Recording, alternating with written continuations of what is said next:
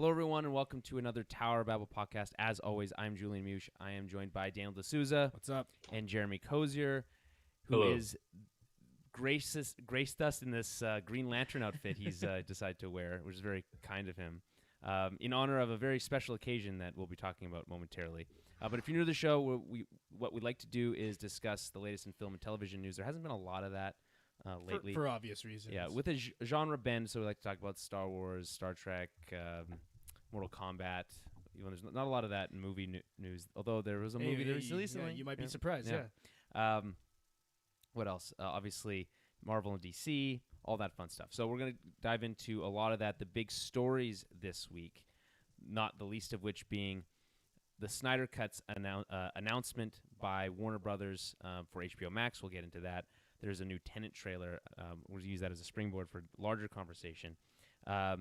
AMC is fighting with Universal. We don't know when that's going to end. And there's a bunch of Star Wars casting news and a bunch of Star Wars news, actually, a lot of it. So we'll dive into some of that. Don't be. What are you talking about? No, it's huge. It's great. Yeah. Okay. So there's a lot to talk about. So we'll jump right into it. Before we do, make sure to follow us on Twitter at TowerBabbleCast, Facebook.com/TowerBabbleCast as well. Head over to our website, TowerOfBabblePodcast.com or TowerOfBabble.ca. Either one will get you there.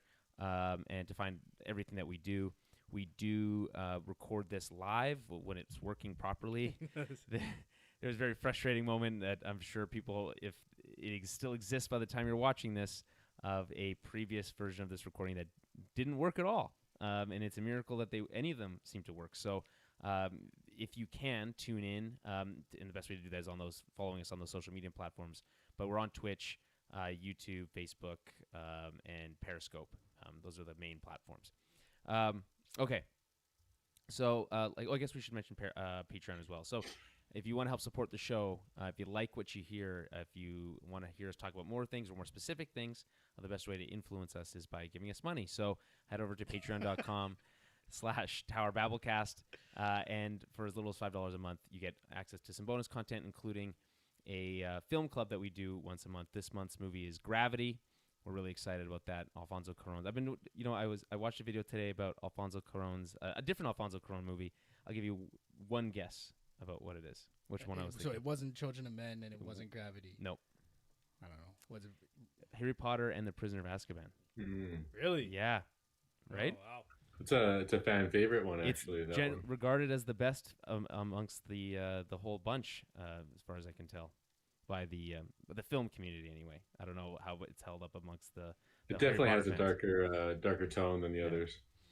Anyway, so I watched a movie about that by a nerd writer on YouTube. Really smart guy.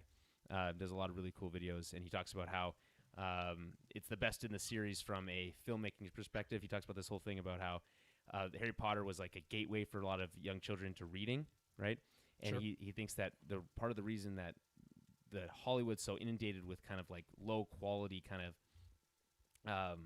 really shallow filmmaking is because the film going public is not film illiterate, but is close to that as you can get. Basically, they don't understand the difference between like a good movie and a bad movie at a technical level.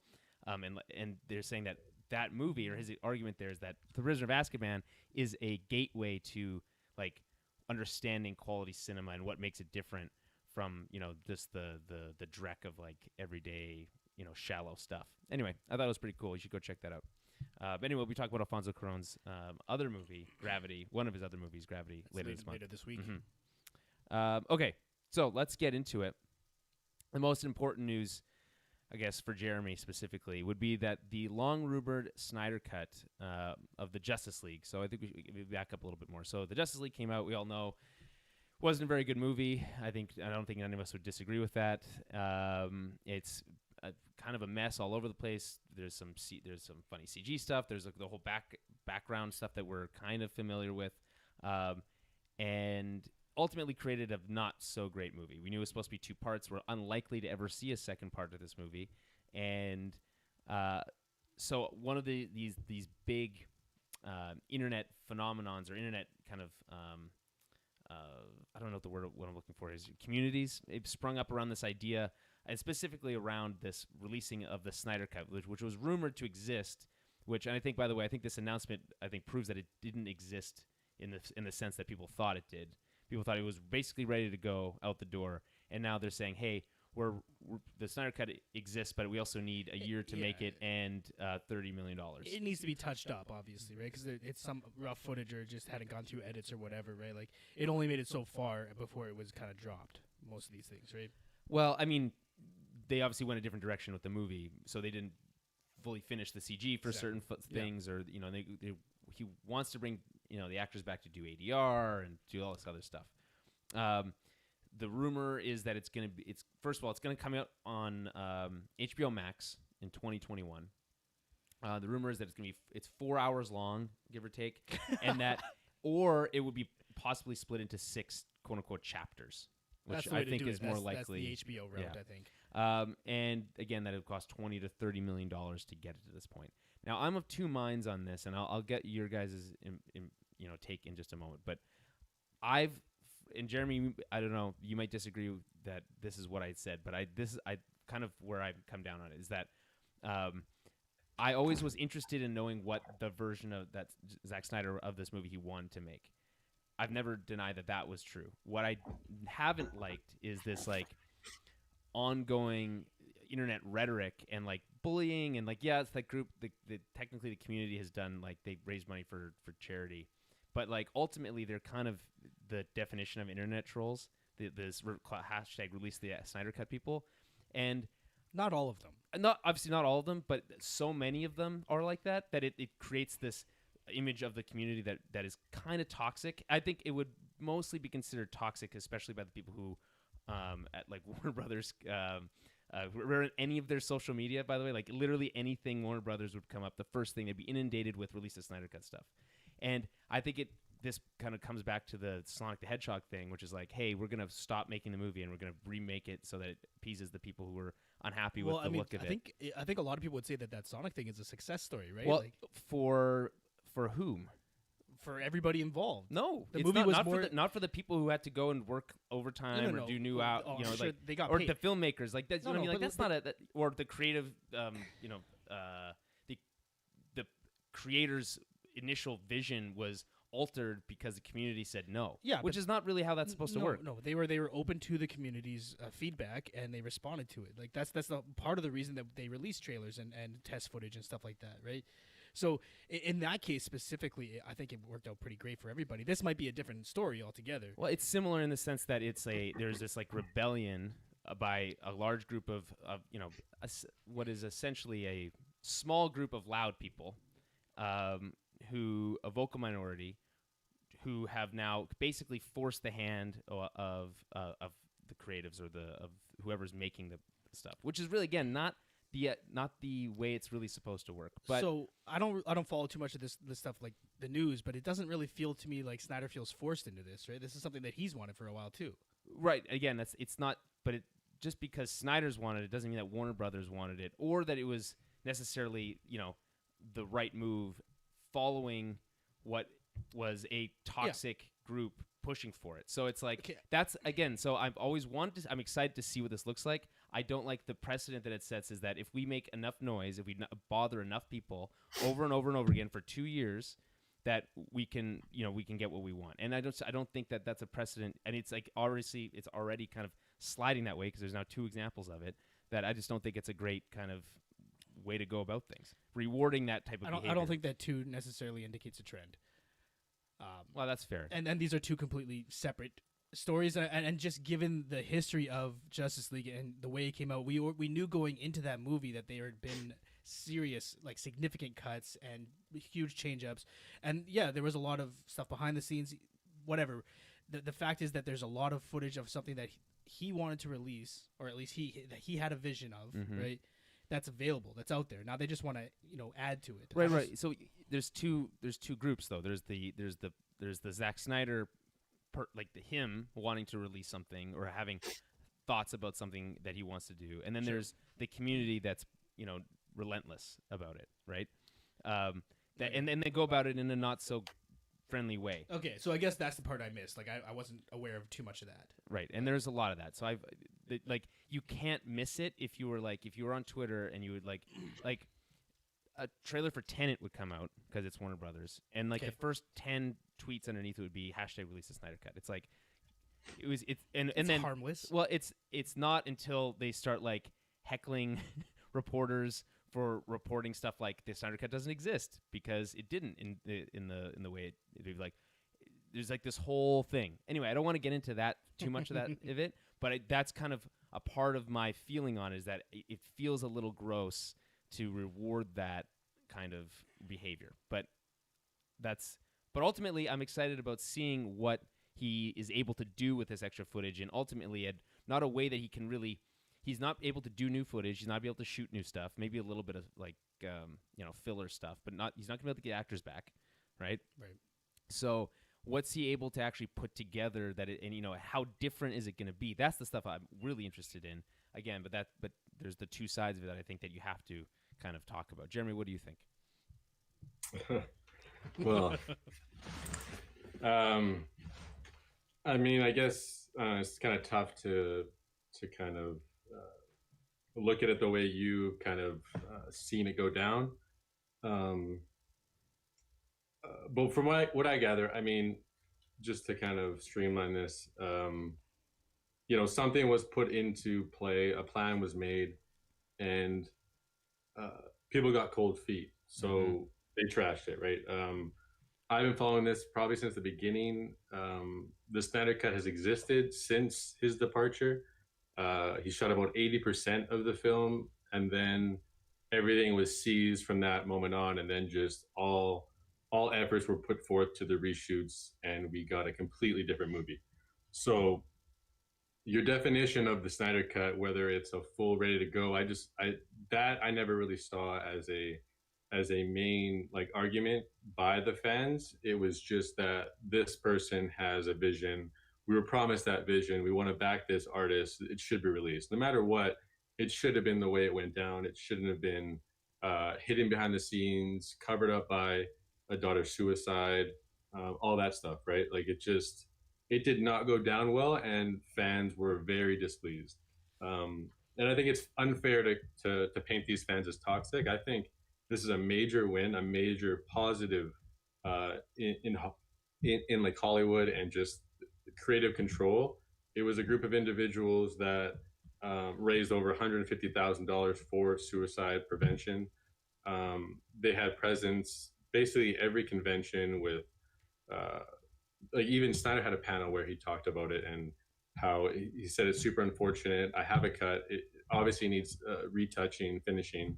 And to hear that we're getting $30 million to do that and they're going all in, it's amazing. Like it's unprecedented, and it sets a new precedent in terms of what these studios do with their movies and their properties and who's in control, because all this stuff is going to get out in the open if they try to cover things up, right? So this here is just a massive win, and I can't believe that it could potentially be a 4-part series. I think that's just incredible. I hope they go that route because his cut is or his footage that he has is, I think he's got 5.5 hours of stock footage. Yeah.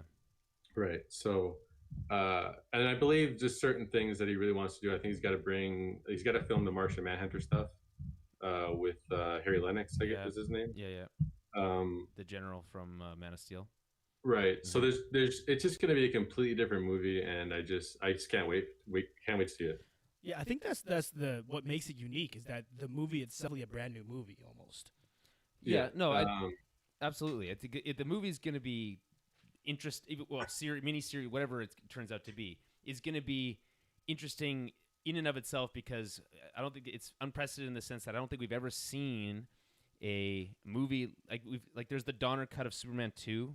I think which happened decades after. But even then, that wasn't that much different from like the regular movie. It was, but it wasn't like in 2-3 hours worth of footage different. You know, right? I think it's unprecedented. And it's one of those things where you always hear like maybe we get one of those things like, hey, in 20-30 years, maybe we'll hear the true story of why that is or what's going on, right? But no, we don't have to, in this case, it's exactly because the fans were so passionate about the situation with Zach that it grew so large that if you want to paint them as toxic, that's just people jumping on the bandwagon over something that's so powerful and that's such a huge movement that everyone's joining in on. It just turned into like an internet meme slash joke. Like the people who try to be toxic, they're not actually a part of the movement. Like the people who are part of the movement, it's almost like a part-time job where they're like actively just like trying to help out the situation and remind people. But it turned into a whole different beast. And I think it's truly unfair to paint it as toxic.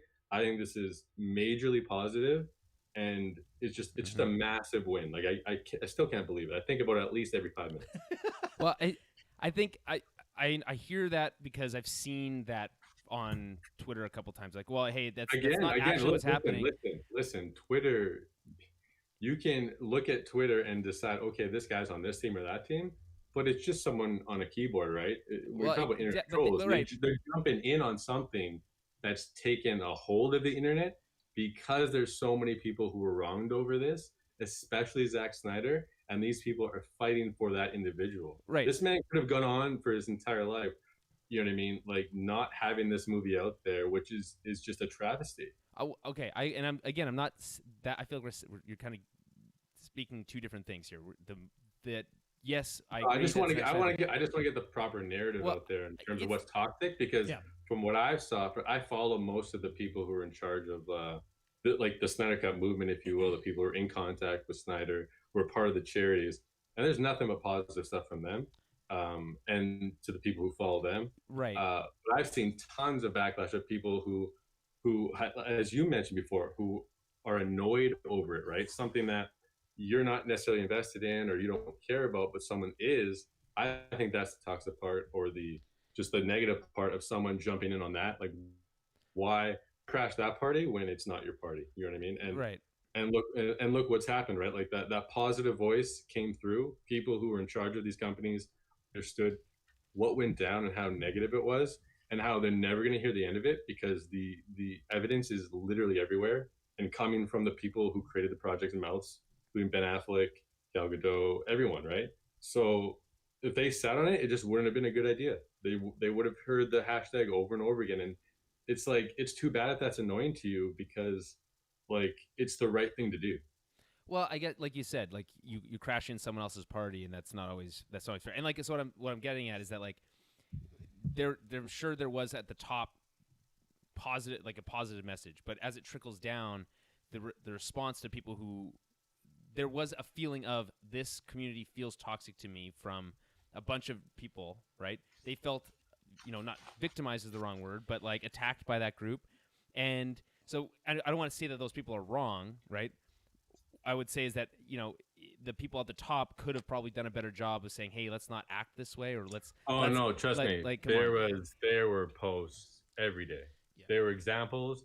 The positive people would point out those people that were toxic. But whenever I saw that stuff, I was like, hey, sweet. They're being put on blast. But anytime you clicked on one of those people's profiles, it's like these people have no investment, like they don't have any history of. They're just on there to be a troll, to jump on this movement that is so big because of positive, passionate people. Right, and that's really how I've kind of deduced it just from all these years of Twitter and the articles and all that stuff. I really think that's the narrative. It's tough to, I think, because it's tough to separate that sometimes, because unless you are more invested, maybe all you do is see the more toxic stuff because it gets bubbled up or whatever. I think 100%. What bugged me a little bit is that I've really felt a lot of parallels between the Release the Snyder Cut, hashtag Release the Snyder Cut people, and the people who hated The Last Jedi, and the way that they kind of reacted, but vocally and negatively on the internet. Even then, that's another example of something that's so huge, that parallel, that people just wanted to keep it going. You know what I mean? It's just, you just can't stop that on the internet, man. No, I know.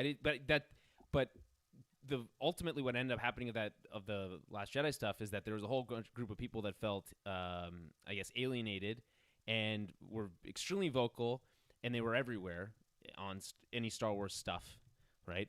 And I don't know if there's no resolution to that. It's just like the movie is the movie. They already released the sequel to that movie. It's like there's nothing you can really do about it anymore. So I don't know where like the people who really were coming off it. I don't know. Maybe they're like they're done now. They don't care. We're moving on, right? But I'm just saying that like I felt a similar sense or tactic or just the way that they comported themselves which has never been a great medium, by the way, just internet message boards and comment board sections right, and because Twitter. Right, because you don't know who's on whose team, right? Like at that but point, it's not about teams. It's just about being courteous.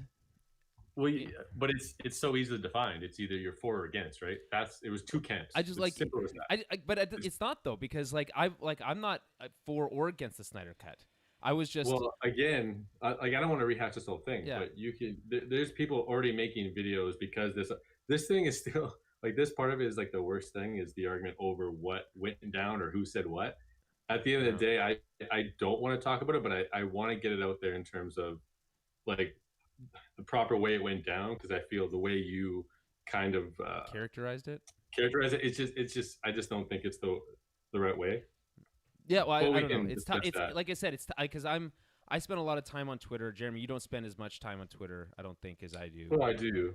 But and so I see, and so I follow like the guys from Slash Film, for example.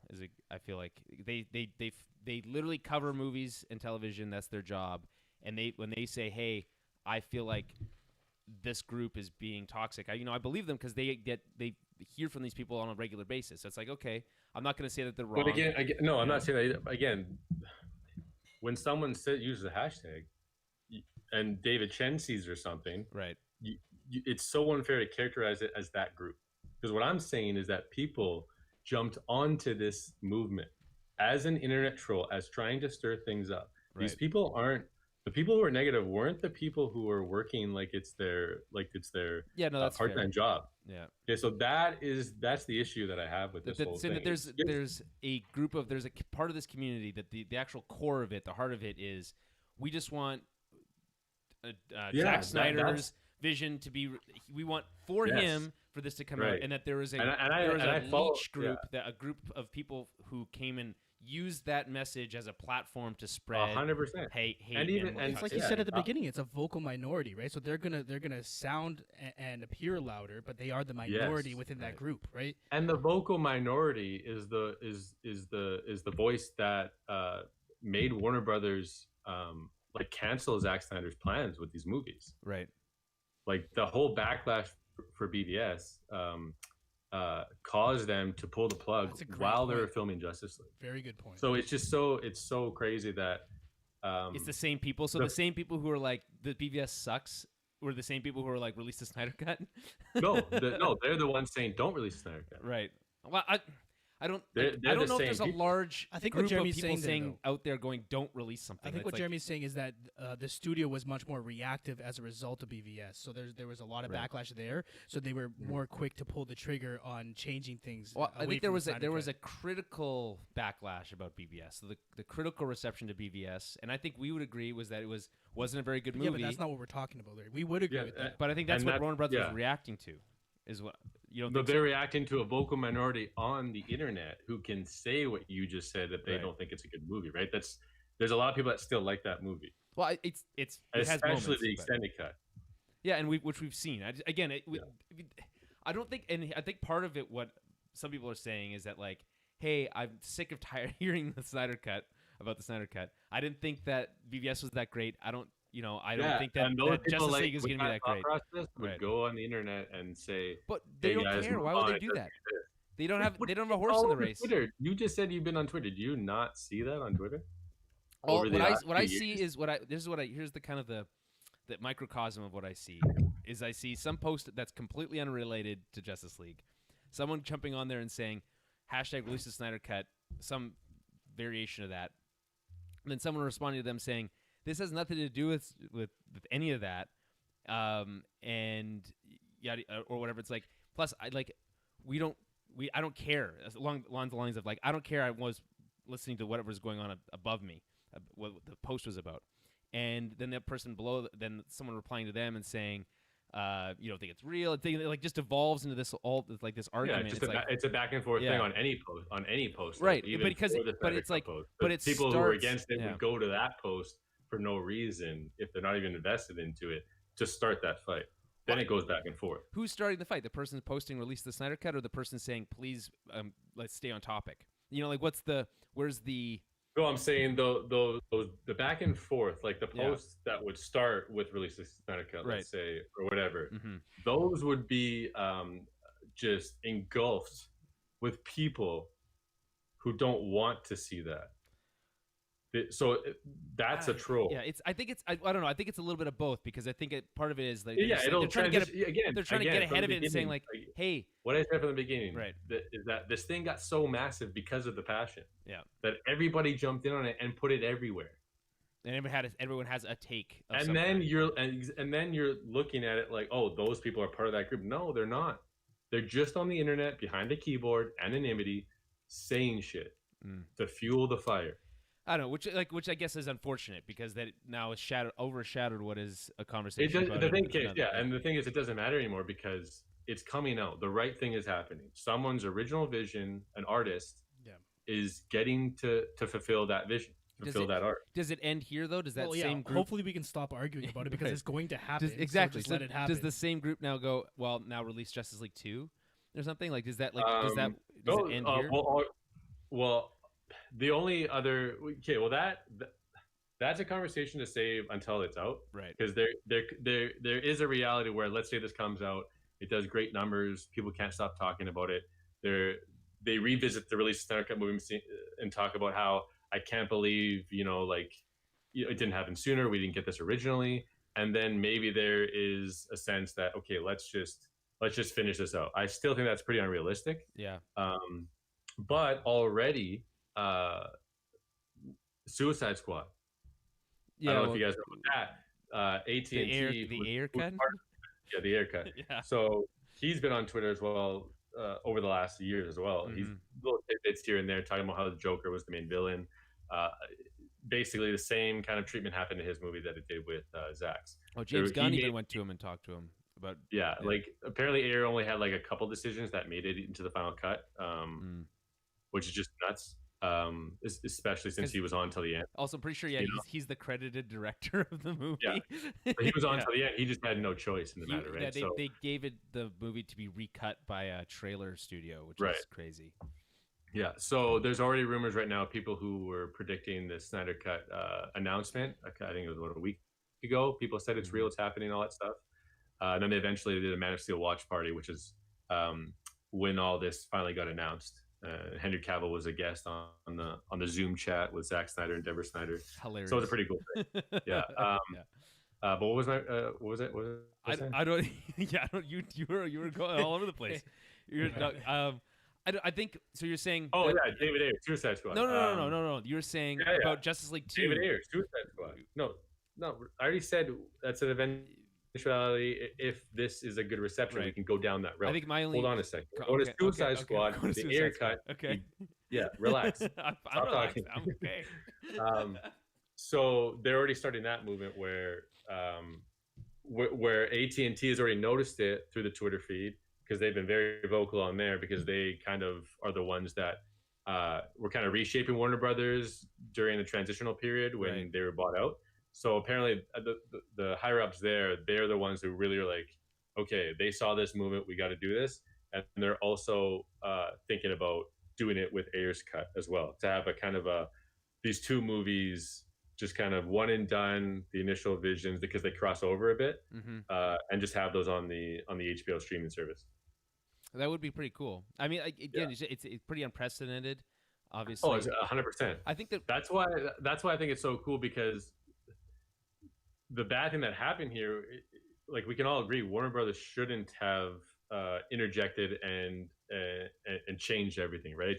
It's not the way you go about making a movie, right? We've heard about studio meddling for as long as movies have been around. Right? Yeah, and Justice League was was kind of like that final big one where we just kind of knew all the details surrounding it, eventually after its release. yeah, look what it turned into, Well, we think right? we still we think we see it a lot even with Star Wars. Like they, Star Wars. Well, Han Solo, yeah. There's more directors who've been fired from Star Wars projects in the last since Disney bought it. Then there's actually been directors who've actually finished projects, which is crazy. But let's say they were able to put a decent Justice League together. You know what I mean? But they didn't. Mm-hmm. That's why this is really happening, right? Like the CG on Henry Cavill's face was just. You think they fixed that? You think they fixed that for this? What do you mean they don't need it? They don't need any of that footage. Oh, right. All that footage is in the garbage, man. Right. We're literally getting a new Steppenwolf. So they have to fix that. Different. Yeah. He's gonna look completely different. Mm-hmm. Darkseid is in the film. Right. Green Lanterns are going to be in the film. That's why your picture Martian Manhunter is going to be in the film. Right. The Atom, it makes a small appearance. Cool. A small appearance. No pun intended. Well, I think he's just a scientist at this point. Ryan Cho, I believe his name is. That's the second one, yeah. Yeah. Really? I didn't know that. We're getting Black Suit Superman. It just wait. Do we get black suit with the long hair Superman? Yeah, the mullet? It might be a little longer. We don't know. I want the mullet. It's like, why would his hair grow while he was dead? Hair grows when. I guess it does, for a little bit. I think that's not what's happening. It's your skin is pulling in. It looks like it's getting longer, but it's not actually growing. Yeah, because there's nothing like your blood isn't circulating anymore. There's nothing causing it to grow. Yeah. Anyway, that's not anyway. That's not here nor there. I think. But that's how Kryptonians work. Actually, their hair does keep growing. Right. So they're wait. Now I'm thinking about this. So if that's the case, then so they have like a graveyard, and the graveyard manager has to like trim all the hair of all the dead people. Yeah, but he uses a lawnmower. It's the same as any other graveyard.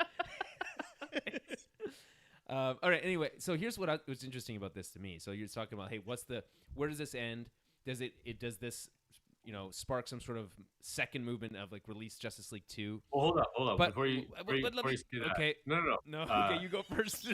I think it's just really already with this news, it's really going to put studios in check to really make sure that they trust the vision of their visionaries and just let it be.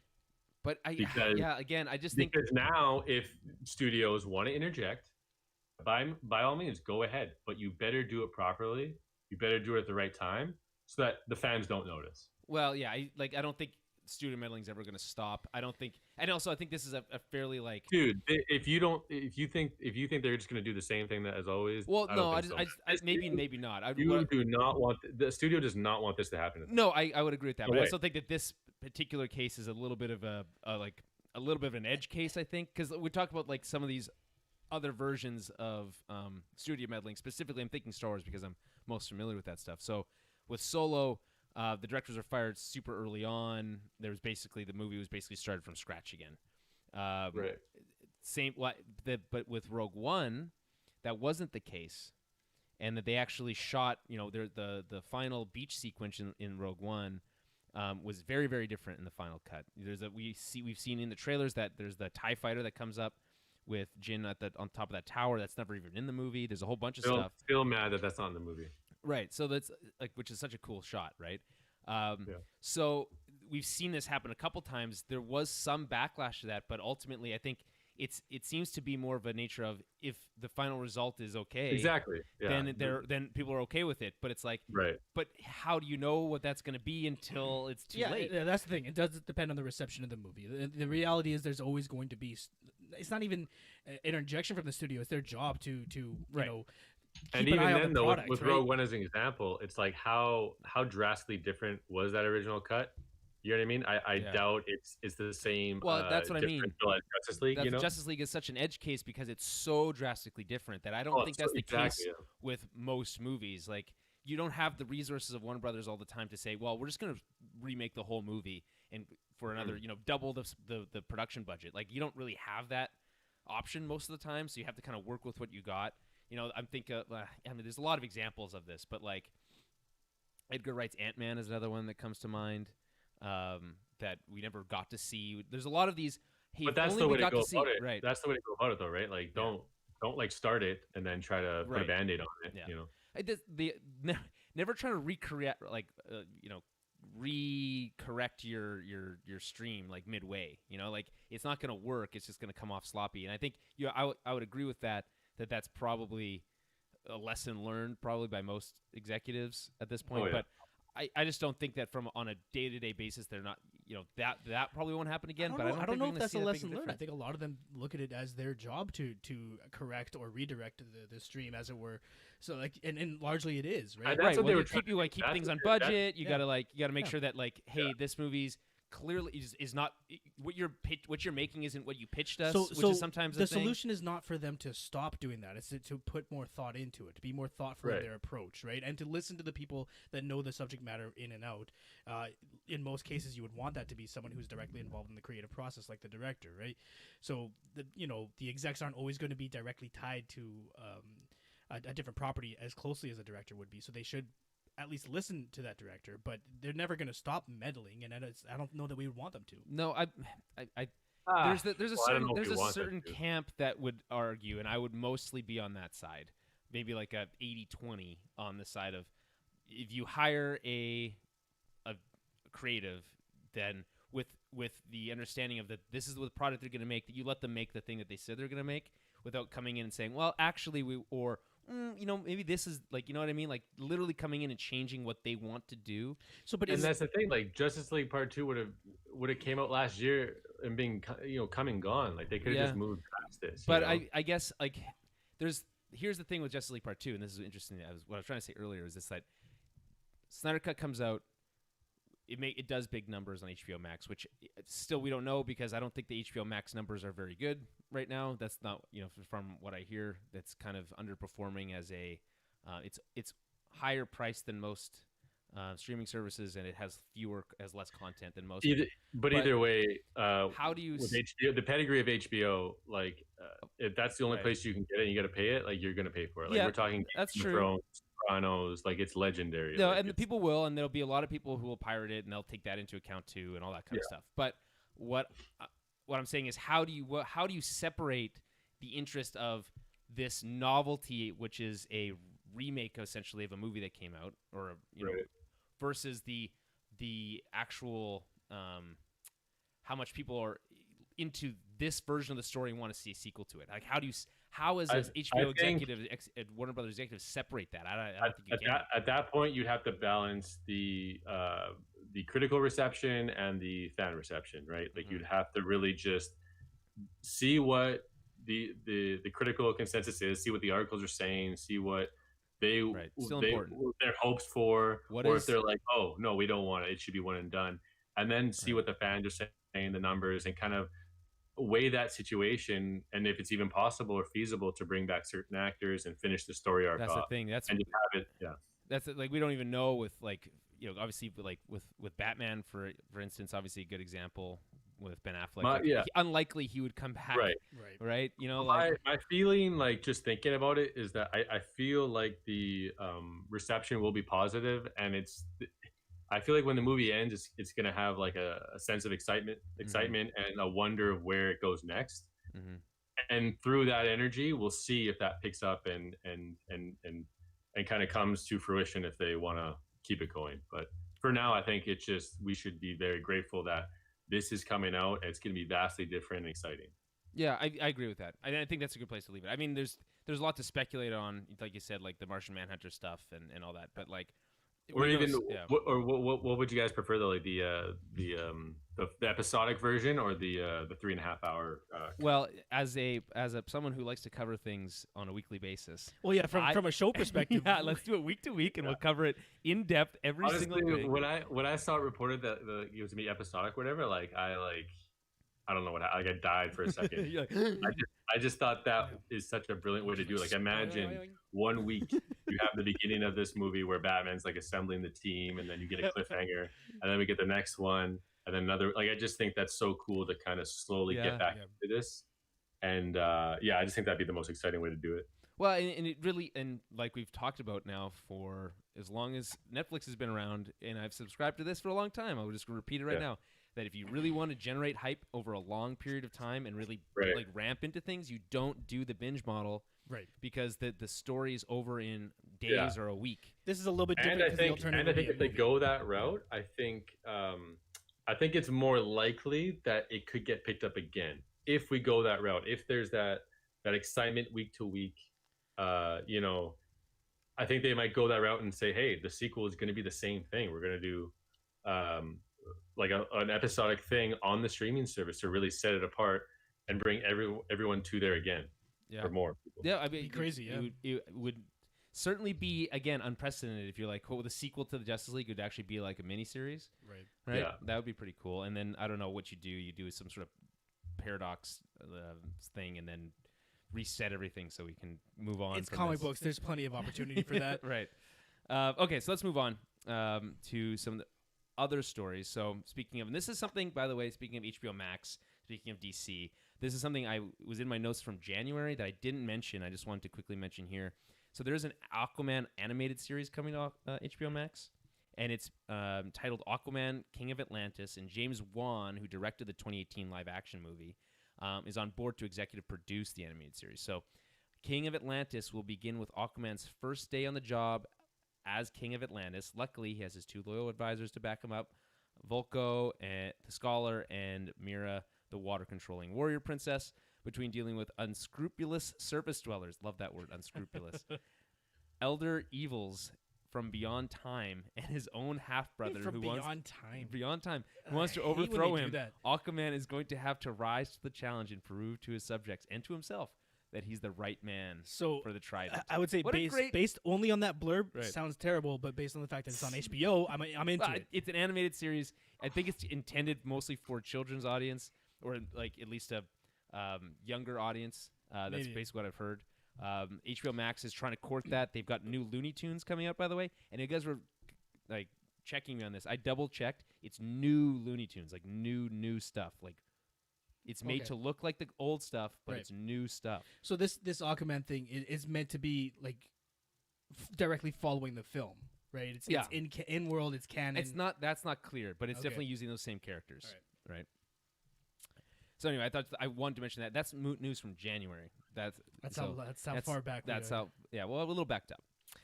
So here's the other big story that I want to talk about, and I think it's important that we kind of just pause and think about this for a second because we're in a crazy world, right? This is gonna be another one where This- we all argue about it for a while. And I'm just gonna be silent and be kind of depressed. You sounded last time we talked about this off air. You sounded excited about it. So AMC theaters released a statement. This is about a month old, I'd say, give or take. But the fact that the story is still ongoing is worth noting. So AMC theaters released a statement saying that they no longer will be showing Universal Pictures films at their theaters once they reopen after the release of Trolls World Tour to VOD.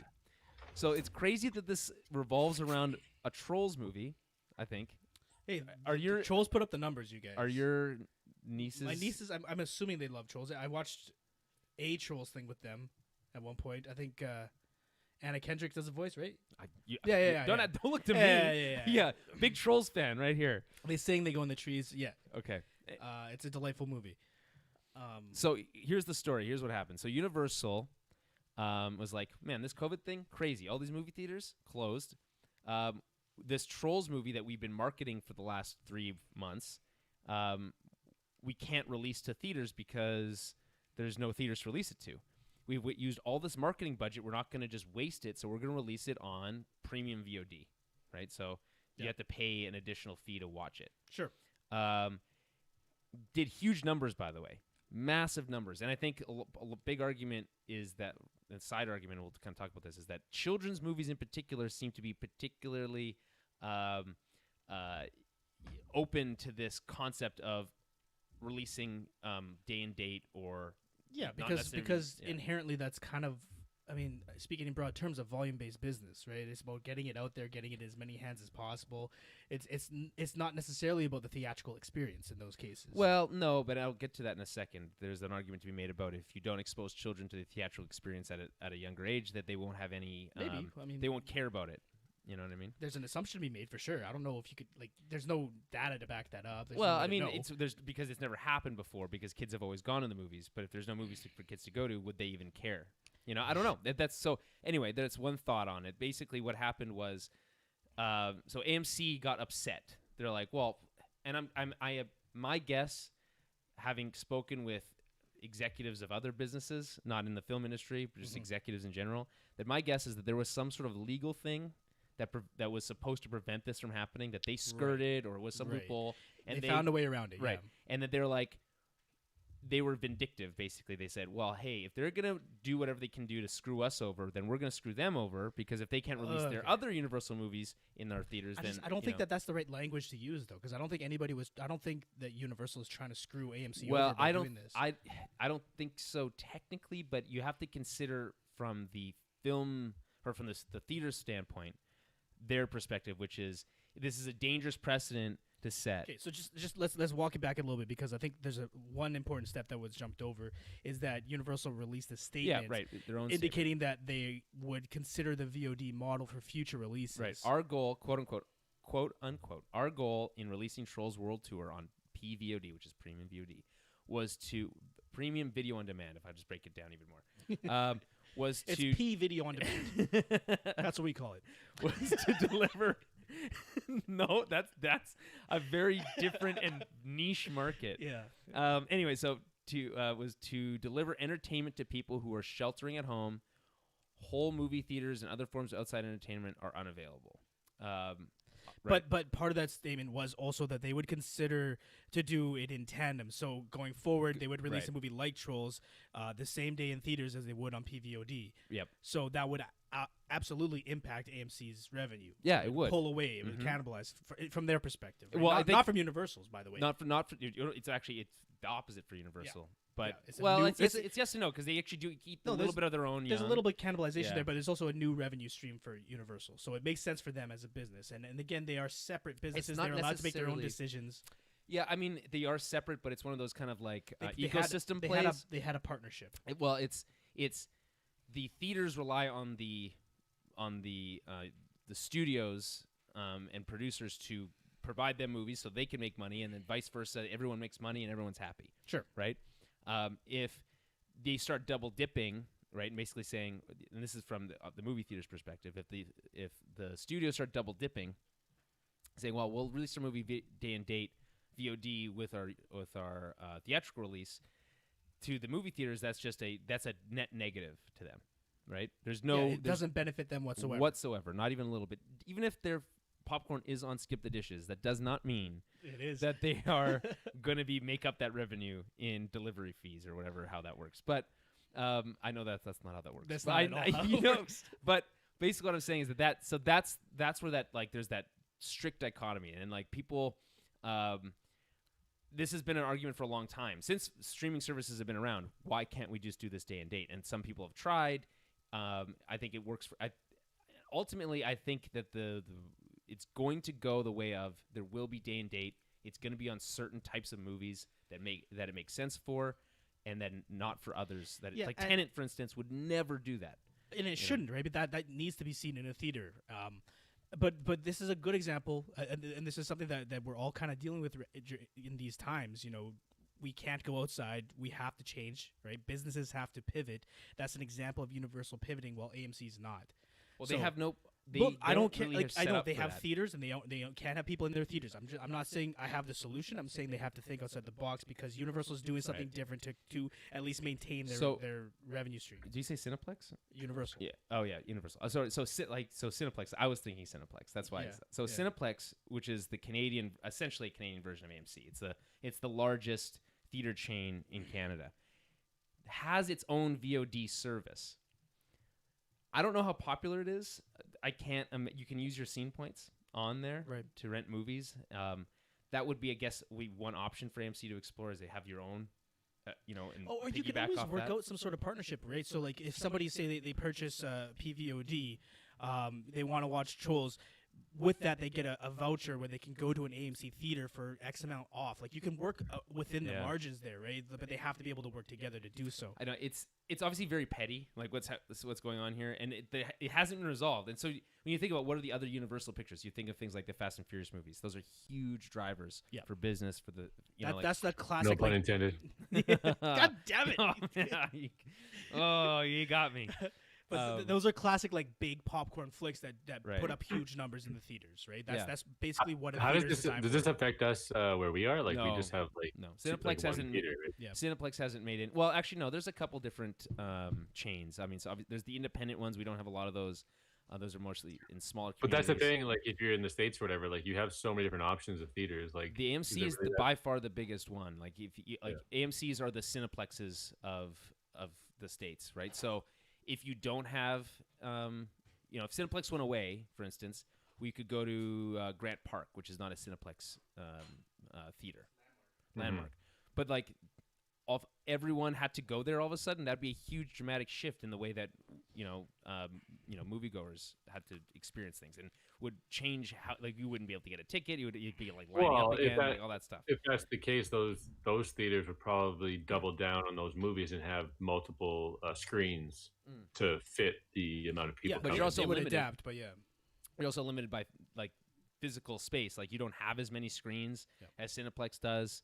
Right, you don't have as many seats. Like, you could do back-to-back screenings all day, but if you don't have as many theaters to put them in, it doesn't matter. Like, you're. I wonder if drive-in theaters will make a comeback. So they already have. There's only 2 in Manitoba that I'm aware of. There's one in like way up north, and there's one in like down way by the border down south. So none of them are very close to us. I was really interested because I was listening to, or I don't know if I was listening to a podcast or was talking about this, or I read a tweet about it. Anyway, but basically Ryan Johnson was talking about, or retweeted basically something about a fan who went to go see Knives Out at a drive-in theater and then played his commentary track, because he has a one that's available you can just download on his website. He played that in the car while listening to them or watching the movie at the drive-in. You just got to sync it up properly. How cool would that be, right? I've always said that having audio commentary tracks like that available is like really cool. Kevin Smith has done this for a while. Like, you just go and you can watch it in any medium. You can just sync up the movie. They'll tell you when to start it, and then they do the audio commentary in any format you want. It's great. So, side tangent, but like, it's just a very complicated thing. The longer this goes on, the longer that you can't go to a movie theater, the more in danger. And AMC, by the way, the kind of the secret underpinnings of this whole thing is that AMC was already in financial trouble anyway.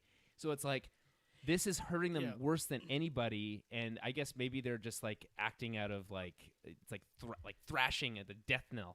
They're maybe lashing out to a degree. I mean, the thing you have to remember is like there were certainly phone calls placed between those two statements. So each of them are making a public statement. They've spoken to each other in between and couldn't reach some sort of resolution. Whatever. I'm not too concerned with that.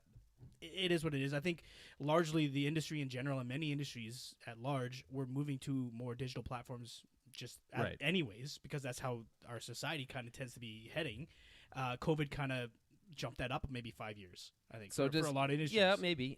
But like, the theater industry was always a question mark, and this is a larger one. And this, by the way, I said there's a new Tenet trailer, and Jeremy, I don't know if you've seen the Tenet trailer, the new one. It's really cool. I think it's a much better trailer than the first one, in a traditional sense. But it's the only movie so far in the large summer movie release calendar that hasn't moved its release date. The hope is, and the question I have for you guys is, does Tenet save movie theaters as the movie that opens things up again? And they're saying, come to the movies. We have a Christopher Nolan IMAX movie for you to see. That's tough. Yeah. I mean, for what other type of movie is going to draw people to really want to go to the theater, despite the risk and all that stuff, right? Like, Marvel movie. What other Marvel movie? Marvel, Star Wars. A Marvel movie is Star Wars. Well, and even Star Wars, maybe not even that. And I think that's an interesting question, though. Like, in terms of how people go to the movies, though, or do movies like Tenet still put up the same numbers that a Marvel or Star Wars movie would? That's tough, because Dunkirk was the last big Nolan movie. I don't think, I can look up its box office numbers, but I don't think it was doing. Not Marvel. I don't think it was doing. I think that if they open, like it might be slow at first, but depending on the numbers, the cases, whatever, they stay flat or they go down. Like these movies are gonna have a longer lifespan, and people are just gonna be. And that could be the case. And I think maybe there's room for investment in theaters for certain types of movies. So yeah, Trolls doesn't necessarily need to be in the theaters, but something like Dunkirk or something like Tenet that's using a lot of practical effects and a specific type of film and all that kind of stuff. Maybe that belongs in a theater and you don't have to have kids coming to the theater. Exactly, right. So it's just, again, it's the industry has to change and adapt. It's not necessarily going to die, but it's going to suffer for a little bit. Well, yeah, I don't know what the right answer is. So Dunkirk made $526.9 million US. I think that's domestic.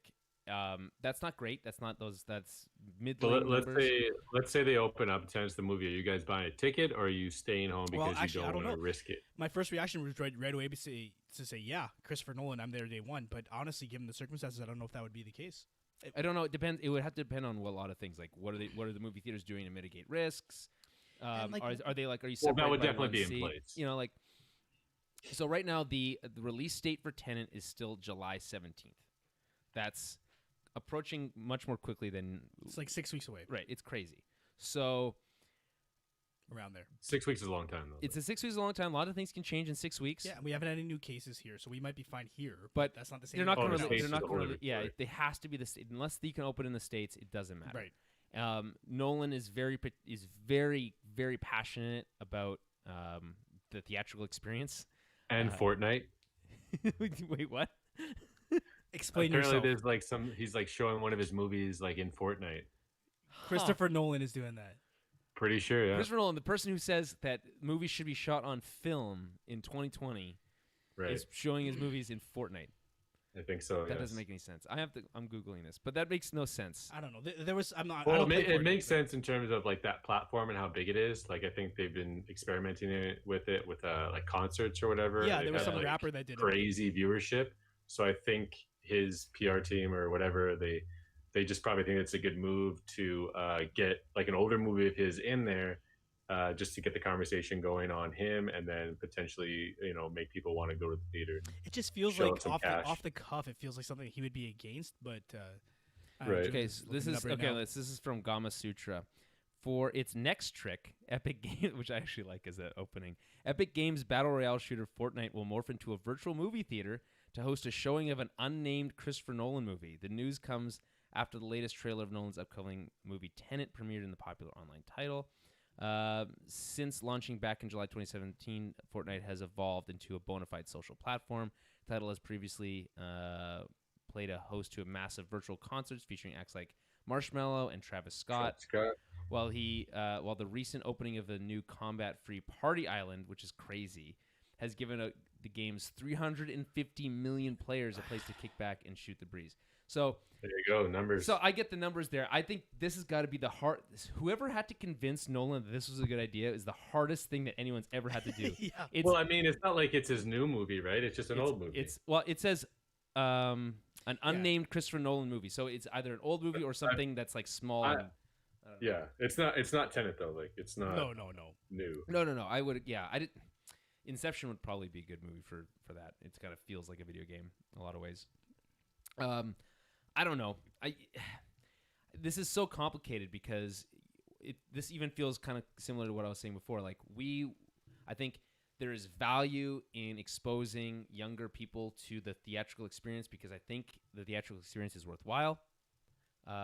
If the movie theater things change and movies particularly catered to children are more likely to be released on VOD, does that mean that going forward in the future, one generation from now, people don't go to the movie theater anymore? I don't want that to happen and movie theaters die. Already something that people are worried about. Does having a virtual movie theater in Fortnite help that? I don't think it necessarily does, but I don't think it hurts it either. So it's like there's so many moving parts here. And they're not necessarily all directly connected, right? Like this Fortnite thing is a good move for them, and it's more about engaging with a younger audience than anything else, right? And it's just a different format to watch movies now. Yeah, but if that was the only way to watch movies, and there are obviously some implications. I remember there was I think we had this conversation on the podcast a while ago, but remember the conversation I said, well, what if movie theaters were more like going to the ballet or going to the it could be the fine arts, right? Like that's the thing. I don't think it'll ever die, right? Like if it's not a viable thing, there's still going to be people like us, whether it's just a generation after or like, older than us or whatever. Someone's going to fit the bill for some sort of theater experience that people like us are always going to tap into. Mhm. And then eventually from there, I can only see it expanding like slowly I think again. Like I don't think it'll ever go away completely it's because it's just such a unique experience, and this is all especially compared like to a symptom of new media, right? Like things are just changing. Like forget about COVID, things are already changing. You know, like even in our Right. generation, there are very few people who read books as much as they used to, right? And then if I speak with my nieces and nephews, a lot of them don't watch TV shows the way we would, but they watch YouTube, Nope. right? All you need is a screen that you can so it's just- swipe to the next thing with your fingers. It's just changing. Yeah, I mean, I'm not saying it's getting better, but that's just my personal opinion. It's just the industries It's are tough. changing.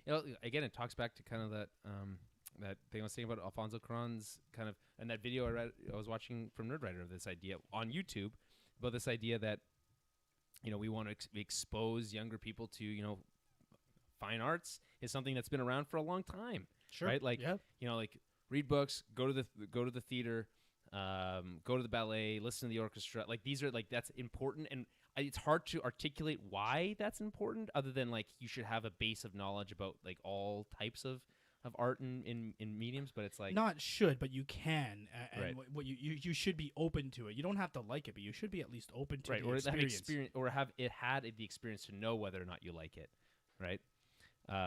But no one's necessarily saying that ballet is like better than, I don't know, going to a theater. I don't think anyone's saying I that. went to the ballet a couple of years ago with Max girlfriend.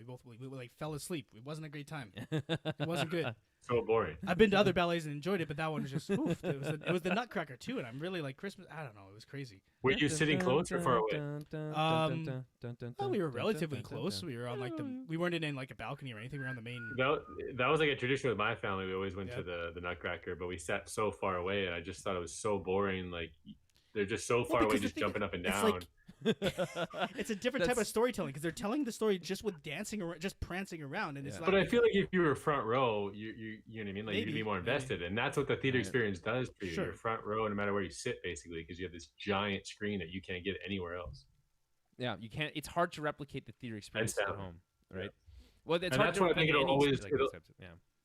Go ahead. I just think it'll always live on with people like us in some sort of form, no matter what. Well, you'd hope unless things drastically change, and then ultimately over time it just kind of Oh yeah, you can't. Yeah. eventually went Well, away. I mean, like home theater systems are becoming more and more affordable. You know, if we switch to Right. having better equipment at home and PVOD, yeah, but maybe I worth it. I have a very nice television, but I will. I know, that is not the same as going to go see Tenet in the movie theater. I'm Like, just it's saying not, this is an iteration of, Right. of something that's in the process of changing. Yeah, Right? it's just I don't think it's better. It just theaters have an ability to just act like it's larger than life, and That too. I Right. just it's hard to choose something over that. So would- ultimately, where do you guys come down? Who's right here? Is it Universal or is it AMC? I It's think Universal, I think right? Universal's making the right move. Yeah. I think Yeah. both of them are probably being petty, and I wouldn't expect anything less from somebody that corporate. But yeah. I think it's the right move for them financially. Well, I mean, I don't know. I don't want to retread this, but I think you're right. Universal's making the right move for them right now. But just think about everything we just said. Long term, is that a smart move I mean, it's for the something that you care about? If you care about the theater going well, experience, see, that's different. Yeah, Right. It's not a smart move if it's damaging their relationship with AMC and they need future releases, but that may not be the Right. case. it's hard. We don't know yet. We'll follow the story closely. Now, Dan, due to the weather. I think it rained earlier. I don't know. It's all black outside right now. Okay, so let me just pop you guys with a couple like just quick tidbits, and then we'll move into some other big stories. So, Tom Cruise is working to shoot a movie in space, awesome. like in real space. Like Awesome. it's not a space movie. He's going into outer space above the planet Earth to film a movie. That's the coolest thing I could imagine. So that's something that's happening. So now you like Tom Cruise, okay? I've Got never it. disliked him. Noted. I just Putting that dislike how much into you the like book. him. You know. He doesn't make a bad movie. He doesn't make a bad movie. Have you seen Days of Thunder? By the way, I got it on 4K. by I the was way. I was just gonna say remastered in 4K. Come on, Yeah. come on. Bring over the disc. The fact that but for the record, the fact that Children of Men is not available on 4K anywhere is a goddamn travesty. I know that's not related to anything, but like it should be and deserves to be on 4K. Mhm. Yeah. Okay.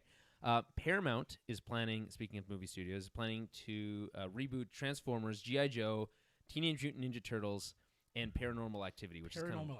Well, yeah, no shit. I'm just saying, this also jives with the talk of a No, I'm just saying Transformer. that's just like the only thing that came to my mind. It's like, well, yeah, of course these studios want to reboot like properties people know. Well, those are all due because they've been kind of failing lately, right? yeah, the last Transformers movie wasn't good. Oh, actually, no, the last Transformers movie was good. Bumblebee was a good movie, and I think you guys should all watch it. Well, it's time for a reboot. The talk, there's a lot of talk of that Transformers next movie will be animated from the director of Toy Story 4, so that'd be pretty cool, actually.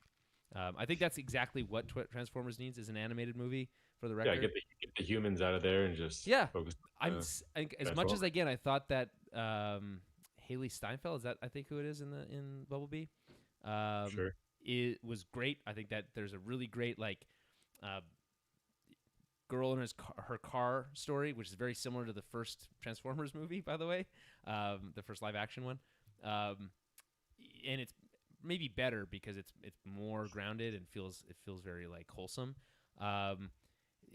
It's like if you care about the giant transforming robots, like it kind of gets old fast. Like just watch the third Transformers or the fourth Transformers movie. It's like it's too much with this live action thing. Like I don't think Transformers needs to be live action to be good. Like I think it's just as good, if not better, in animation because you can do so much more creative work with it. Right, you're not limited to like these like real world vehicles and stuff. Like you can do anything. So I think that makes a lot of sense. I really don't care about G.I. Joe.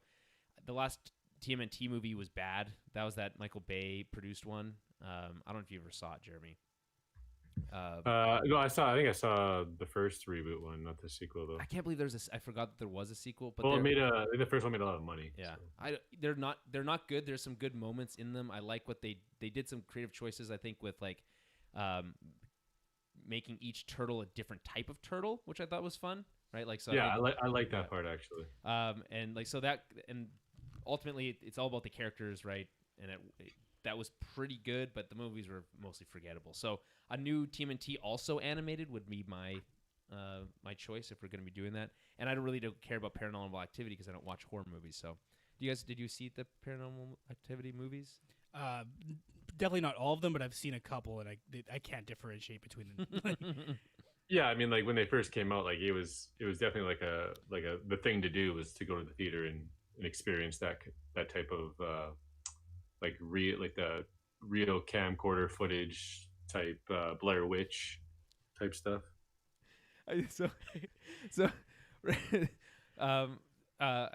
friend of the show, contributor to the show. Well, that's a type of friend. Sure. Rachel Wilkinson talking about Tom Cruise going to space, which I presume that's what she's talking about. She says, "I hope they leave him there." You can chat along with the group Facebook. Very funny. We also had some contributions from John Bryant, Marcos, also friends of the show, talking about John Bryant was saying that Half-Blood Prince was better than Prisoner of Azkaban. Yeah, that's the more like mature, like it's at the point where Harry and the gang are basically adults. Right. It's a more complex story, I think. My understanding that Prisoner of Azkaban is like the transition from like really being kids to like being more adolescents. It kind of is. Yeah, they all went through puberty. I think. Yeah, it happened. Yeah. Well, it had to happen eventually. Because the first two books are just them, like things are happening to them, and then the third one is really when it kind of connects to a larger world. Right. With Remus and Black, what's his name? Something Sirius Black. Okay. And then there's Bat City stuff with an S, which is weird. Bat City. Was talking about the air cut from her before, but anyway, if you guys want to contribute, help follow along. Wait, maybe Tom Cruise wants to go to space. Some sort of Scientology thing is going to. So he can get all the coins or whatever he has to collect. The Xenons or something. Or he can meet the creator or whatever. Oh, the spaghetti monster! It's the giant spaghetti monster. That's a different one. That's a different one. Darn. Okay, I get them confused. Okay, so there's some Marvel news. According to Deadpool creator Rob Liefeld, there are currently quote-unquote zero plans for Deadpool 3 at Marvel Disney. He actually rips into them pretty hardcore here, so let me read this. I like this. So he's been getting ripped since this, though. Oh, has he been? Okay, so I don't know. This is again quote. I don't know. Here's what people don't want to hear, but thank God I'm a realist. I feel like Deadpool, the movies, they've set sail, Liefeld said. We got 2 brilliant movies, and we live in a culture that always looks forward because all they're ever selling us is next. It's the fever. For me, as the fever calms down, people just need to calm down and realize that Deadpool 1 and 2 were released within 2 years of each other, 2016 and 2018, and I just can't. I'm not really that crazy about Marvel's plans right now. So I think he pauses here. I think it's I can't say much. I think is what he's trying to say. Quote, I know that what their plan for Deadpool is right now. Know what their plan for Deadpool is right now? Question mark. Goose egg, 0 with an exclamation mark. So they've got apparently 0 plans for Deadpool 3. Doesn't mean much. I mean, it doesn't really fit with any sort of Disney version of the Marvel universe, right? No, but there's also nothing stopping from Disney from just saying, well, we'll just make the last of this movie and then we can move on, right? They already have like the creative talent and kind of everything is there to do it. There's nothing I think he's also just a bit sour though because he's not involved. I don't think he's involved with it anymore. Well, so he's saying what you're saying is he doesn't know that he specifically doesn't know. Not that there's nothing happening, is that he doesn't know about what's happening. Right. He's just trolling right now. Is how I see it. By the way, this we know that Ryan Reynolds has had conversations multiple, with Marvel. multiple meetings at Disney and with Kevin Feige and all that stuff. So they definitely have some sort of a plan. I don't know if it's going to be enacted, right away or even soon. So maybe that's what he's alluding to. I don't know. But I really think he's just because it's his ego, right? Like he created this character and he's trying to make it seem that without him, they don't know what they're doing. It feels very similar to who's the creator of Spawn? Todd McFarlane. Oh yeah, Todd McFarlane. It's like they feel very, and rightfully so, by the way, very attached to the characters that they created, even though they don't own them. You know what I mean? Right. It's not their baby anymore. So when things are being made, like Todd McFarlane's like, if I were making another Spawn, I have to make it, right? Like that's basically his rule, and that might happen. And there's been talks about that. It should happen. It must happen. And that'd be cool. And this feels kind of similar to that, where like he's just kind of like speaking out, and saying like, I don't know what's going on, but maybe it's because he doesn't act because no one's told him. Maybe there's stuff going on. I don't know. This, by the way, doesn't seem. I don't recall exactly, but it doesn't sound like the first time he's kind of made these types of more inflammatory statements about just stuff in general. He seems very outspoken. But when someone says, "Because I'm a realist," you always know that there's going to something really interesting is going to be said next. It might be crazy, but it's going to be interesting. So I don't know. I want to see Deadpool 3. Here's the thing though. I don't know what Deadpool 3 even would be, like in the world that exists now with Marvel. The thing is, like, so it's like, who even cares? It's very similar in the comics. A little Deadpool goes a long way. I know that there are complete runs of just Deadpool, and that's fine. But like, insofar as it interconnects with the Marvel universe and the Avengers and everything else that's going on, Deadpool is kind of like a very tertiary character, and I think it needs to be that way. So maybe a couple one-off movies with Marvel flair. I don't know. I think if you're gonna do it, I think at this point with what's happened, half of it is gonna. Well, not half of it. Not even a lot of it. I think they would have to acknowledge the transition from Fox to Disney, and I think it's uniquely suited to do that, right? To be able to say, hey, isn't this crazy how every person's been recast but me? Well, it's just like you don't even have to be very subtle with it. Like that's the beauty of Deadpool. So you can just call them out. Exactly. So I think that's fun, and I think that you have a lot of leeway there to kind of really tell a fun kind of take on that. But then ultimately, I think you weave it into any new X-Men stuff that you're doing, and that's going to have to wait until X-Men is rebooted at Marvel, which it will be, because X-Men is a massive property, and it's going to come, and we're going to debate to the end of the day, who should be the next Wolverine and who should be the next Cyclops and all that kind of stuff. Like, that'll be fun, and it's going to be great, and we're going to see the blue and yellow costumes, and all that's going to be fun. And Deadpool's going to come in there somewhere early on in that process, and is going to comment on how it's all different, and it's going to be fun and over the top and funny, and ultimately basically pretty standalone, because if you look at those first two movies, although they're technically kind of follow a similar trajectory, and like one is literally a sequel to the other, it's not like they tell a greater story about what's happening in the Marvel universe or any of that kind of stuff. It's just fun to hang out with those characters and like have Colossus there and all that kind of stuff. Like, you know what I mean? Like, and I'm fine with that. So like, yeah, I'm not in a kind of big rush for another Deadpool movie. Like I can wait. I don't know. Maybe people feel different. Let me know. Okay, so this is fun. Sony's official name for their version of the Spider-Verse. So like we all know that Sony Pictures owns Spider-Man's film rights. They made a deal with Marvel. There's a whole thing. It was going back and forth. We thought it was over. It's back on. They're making their own movies. Venom is a part of that. Morbius is another part of it. I hope that movie never comes out. I'm gonna be honest. And like whatever. And so they have come out, or I guess it was in some sort of official press release of some kind. Sony has a name for their version of their Marvel universe. And what is it? It's the acronym SPUMP. And they had to have thought of the Sony Pictures universe. How's it Spunk. Sony Pictures universe of Marvel characters. Spunk. No, you wouldn't say spunk. Well, it sounds like you're saying an N rather than an M. Because it's hard to pronounce the difference. It's the SPUMC. You would just say SPUMC. You might, but either way, no one ever says spunk. It's a mouthful. Doesn't really roll off the tongue, regardless of how you say it. Right? I think we'd all agree on that. Right. I mean, it's tough because you have to, like, from their perspective, you have to have their name, so you have to have Sony Pictures in there. Everything has to be called the universe nowadays, and you have to include Marvel as well, so they're very limited in terms of what else to do. Okay, so this is just a tangent. So Marcos is saying here, Goblet of Fire is the best movie, and Phoenix Order of the Phoenix is the worst, and he's basically sitting at that thing and saying, "Change my mind." I don't know enough about the Harry Potter movies to make an argument on that. But I remember Goblet of Fire really feels like it's like a break. It's the fourth one. It's right in between. So 1, 2, and 3. Long hair. What? He's got long hair in that one. Does he have long hair in all of them? No, he kind of has long hair in all of them. This one is like super long. Number 4 feels like it's a lot of world building, and it's just like they introduced, the other schools, Fleur de la Cour. Isn't it just like the tournament? Like the whole thing is just it's the tournament. So it's almost like a break. Like you don't like. Eventually, at the end, yes, Voldemort is there, and Robert Pattinson's in it. He dies. He does. He's Cedric Diggory.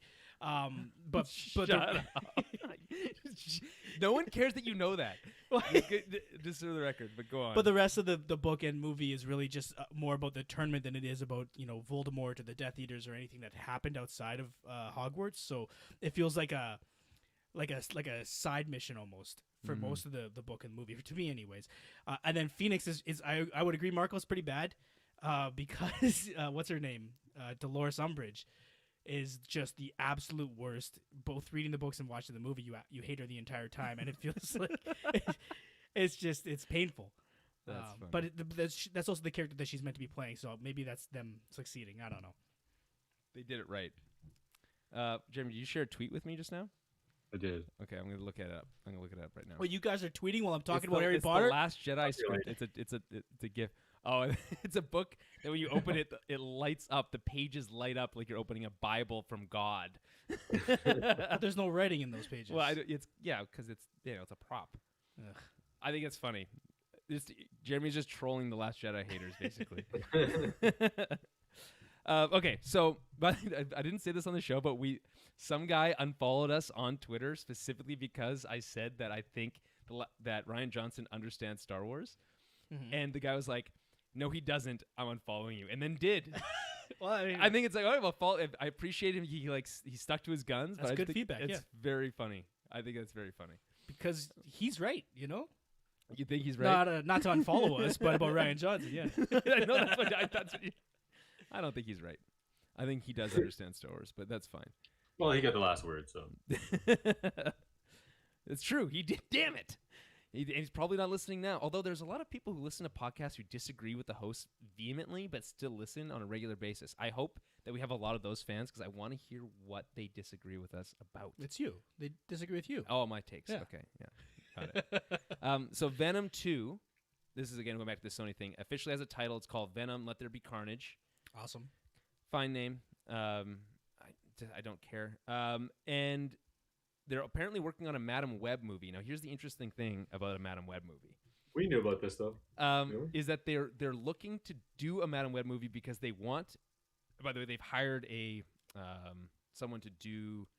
I think I don't know if it's the script or someone on his directing. I don't remember exactly who it was. If it was a story directing, but it was they wanted a female-led, female character movie of their own, similar to Captain Marvel or Wonder Woman. Okay. So they picked. And also, it leads into an actual Spider-Verse to where they could do a live action. That makes sense. That- but yeah. but for the record, they wanted a female-led, female-directed movie, and they picked They landed on Madam Madam Web. Web, not Black Cat, Not not Mary Silver Jane. Sable, Mary Jane Watson. not Mary Jane. Well, if you do a You whole could- Mary you could Jane do it. movie. Yeah, for sure you could. I don't know. I like Mary Jane, but I don't know. If The people challenge would- there is she doesn't have superpowers or do anything. But like, Right. I think you can still do it. Sure. I mean, yeah, it'd be like doing a Lois Lane movie. Like anyway. And or I guess who else is there? I think it's Silver Sable, Black Cat. Those are the big ones, obviously. But like, I don't know. It's fine. We'll put it. I'm gonna go out on a limb. And I'm gonna assume that this Madam Web is not gonna be like a 60-year-old lady. I'm just gonna assume they're gonna cast a younger actress. Just saying. She's the main. It'll be Fine. it'll be like Yeah. a gritty origin story of how Madam Web got her webs. And how isn't she like a paraplegic or something? Isn't that her whole deal? I don't remember. It should be Trinity from Matrix. Carrie Ann Moss. Oh, that would be good actually. Although she's not like young and spry like she was in She's also not 60. That's true. That's a good point. Okay, and then also Spider-Man 3 has been pushed back to fall 2021. Not a Sure. big surprise. Yeah, And Spider-Verse 2 is October 7th, 2022. So lots of Spider stuff on the road ahead. So Star Wars now. We get to Star Wars. We could probably Guys, skip come this. on. There's some exciting stuff here. So so there's some movie anniversaries just to touch on them, not to talk about them too much. But so Revenge of the Sith is 15 years old as of a couple days ago. Empire Strikes Back 40 years old. That's pretty huge. There's a really cool like 40th anniversary poster that I'm like itching to buy. Not gonna do it, but that's pretty. Is that the one where Darth Vader's in the middle? Yeah, and it's like he has that like egg thing, his like meditation chamber, and like they have that as the background, and his like head makes up like one of the pieces of that. It's a very artsy, very cool looking poster. I would recommend people look that up. So anyway, that's all. The entire saga, or saga, I guess, not Sega, is available on Disney Plus right now. So they did a really interesting thing. I mentioned this on our Small Screen Star Wars podcast. They did this really fun thing where if you go to the Star Wars section, Disney Plus, and you browse through, and this might have been just for Star Wars Day, but you browse through the movies. They have concept art from those movies as their like title screen thing, and they're pretty cool art pieces. I think it's like kind of a really nice touch, and they did a new art piece for that like encompasses the whole saga. I said it again. Yeah, You keep saying Sega. it's a Basil type situation. Sega. So that whole I would just for that I think that's kind of a cool little touch. But again, all the movies are there now. So here's the thing. Here's the cool stuff that's happening. So Mandalorian season 2 is shot. It's done. It's in post production right now. So news is coming out about it. It's not going to be delayed. This has been announced, by the way, by I don't know, Bob Chapek, I think, from Disney. Said it's not going to be delayed, but we do know a lot of new information. So first one that we learned was that Tamora Morrison has been cast. So Tamora Morrison played Jango Fett, as well as all of the clones in Attack of the Clones, and then obviously Revenge of the Sith, but as the clones. So he also voiced in the special editions of the original trilogy, he also voiced Boba Fett. Right.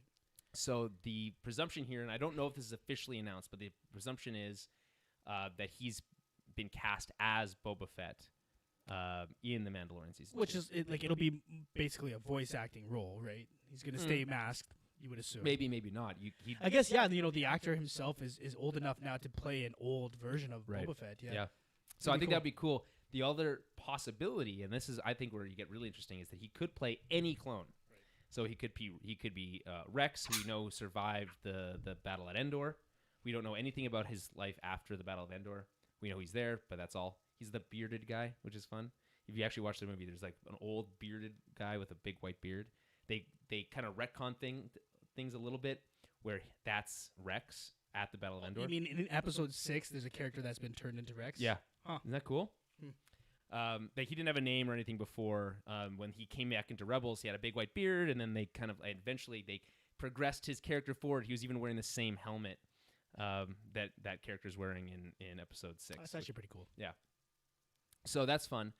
So there's a lot of rumors about what's going on with Mandalorian season 2. Boba Fett is likely survived the Sarlacc pit, but also they cast Timothy Olyphant. And the rumor is that he's playing a character that actually has Boba Fett's armor. So that kind of like throws things off. So there might be a version of Boba Fett without his armor and a guy who has his armor kind of there at the same time. So, yeah. And the Mandalorian has to help one Unclear. get to the other or something like that. Yeah. Unclear. Katie Sackhoff is going to be playing Bo-Katan in the first time in live action. So she was... she's always voiced Bo-Katan in Clone Wars, a Mandalorian, and who had the Darksaber at one point, is going to be voicing her in live action for the first time. So I'm going to go to the bathroom. So Okay. Yeah. You want me to keep reading this list? Yeah. Okay. Jeremy, you ready for this? Do you care about Star man, Wars? Let's fire through it, bro. Let's get through the Star Wars. Okay, speaking of The Mandalorian, one of the high-profile directors from that show has been tapped by Lucasfilm to write and direct a feature film.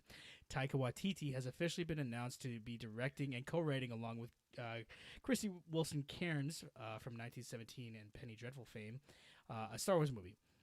So it's not clear what they're doing. They're just Taika Waititi going to be involved with Star Wars going forward. That's actually pretty cool. Right. I definitely think Julian's going to be very excited about that. It's right now his current favorite director.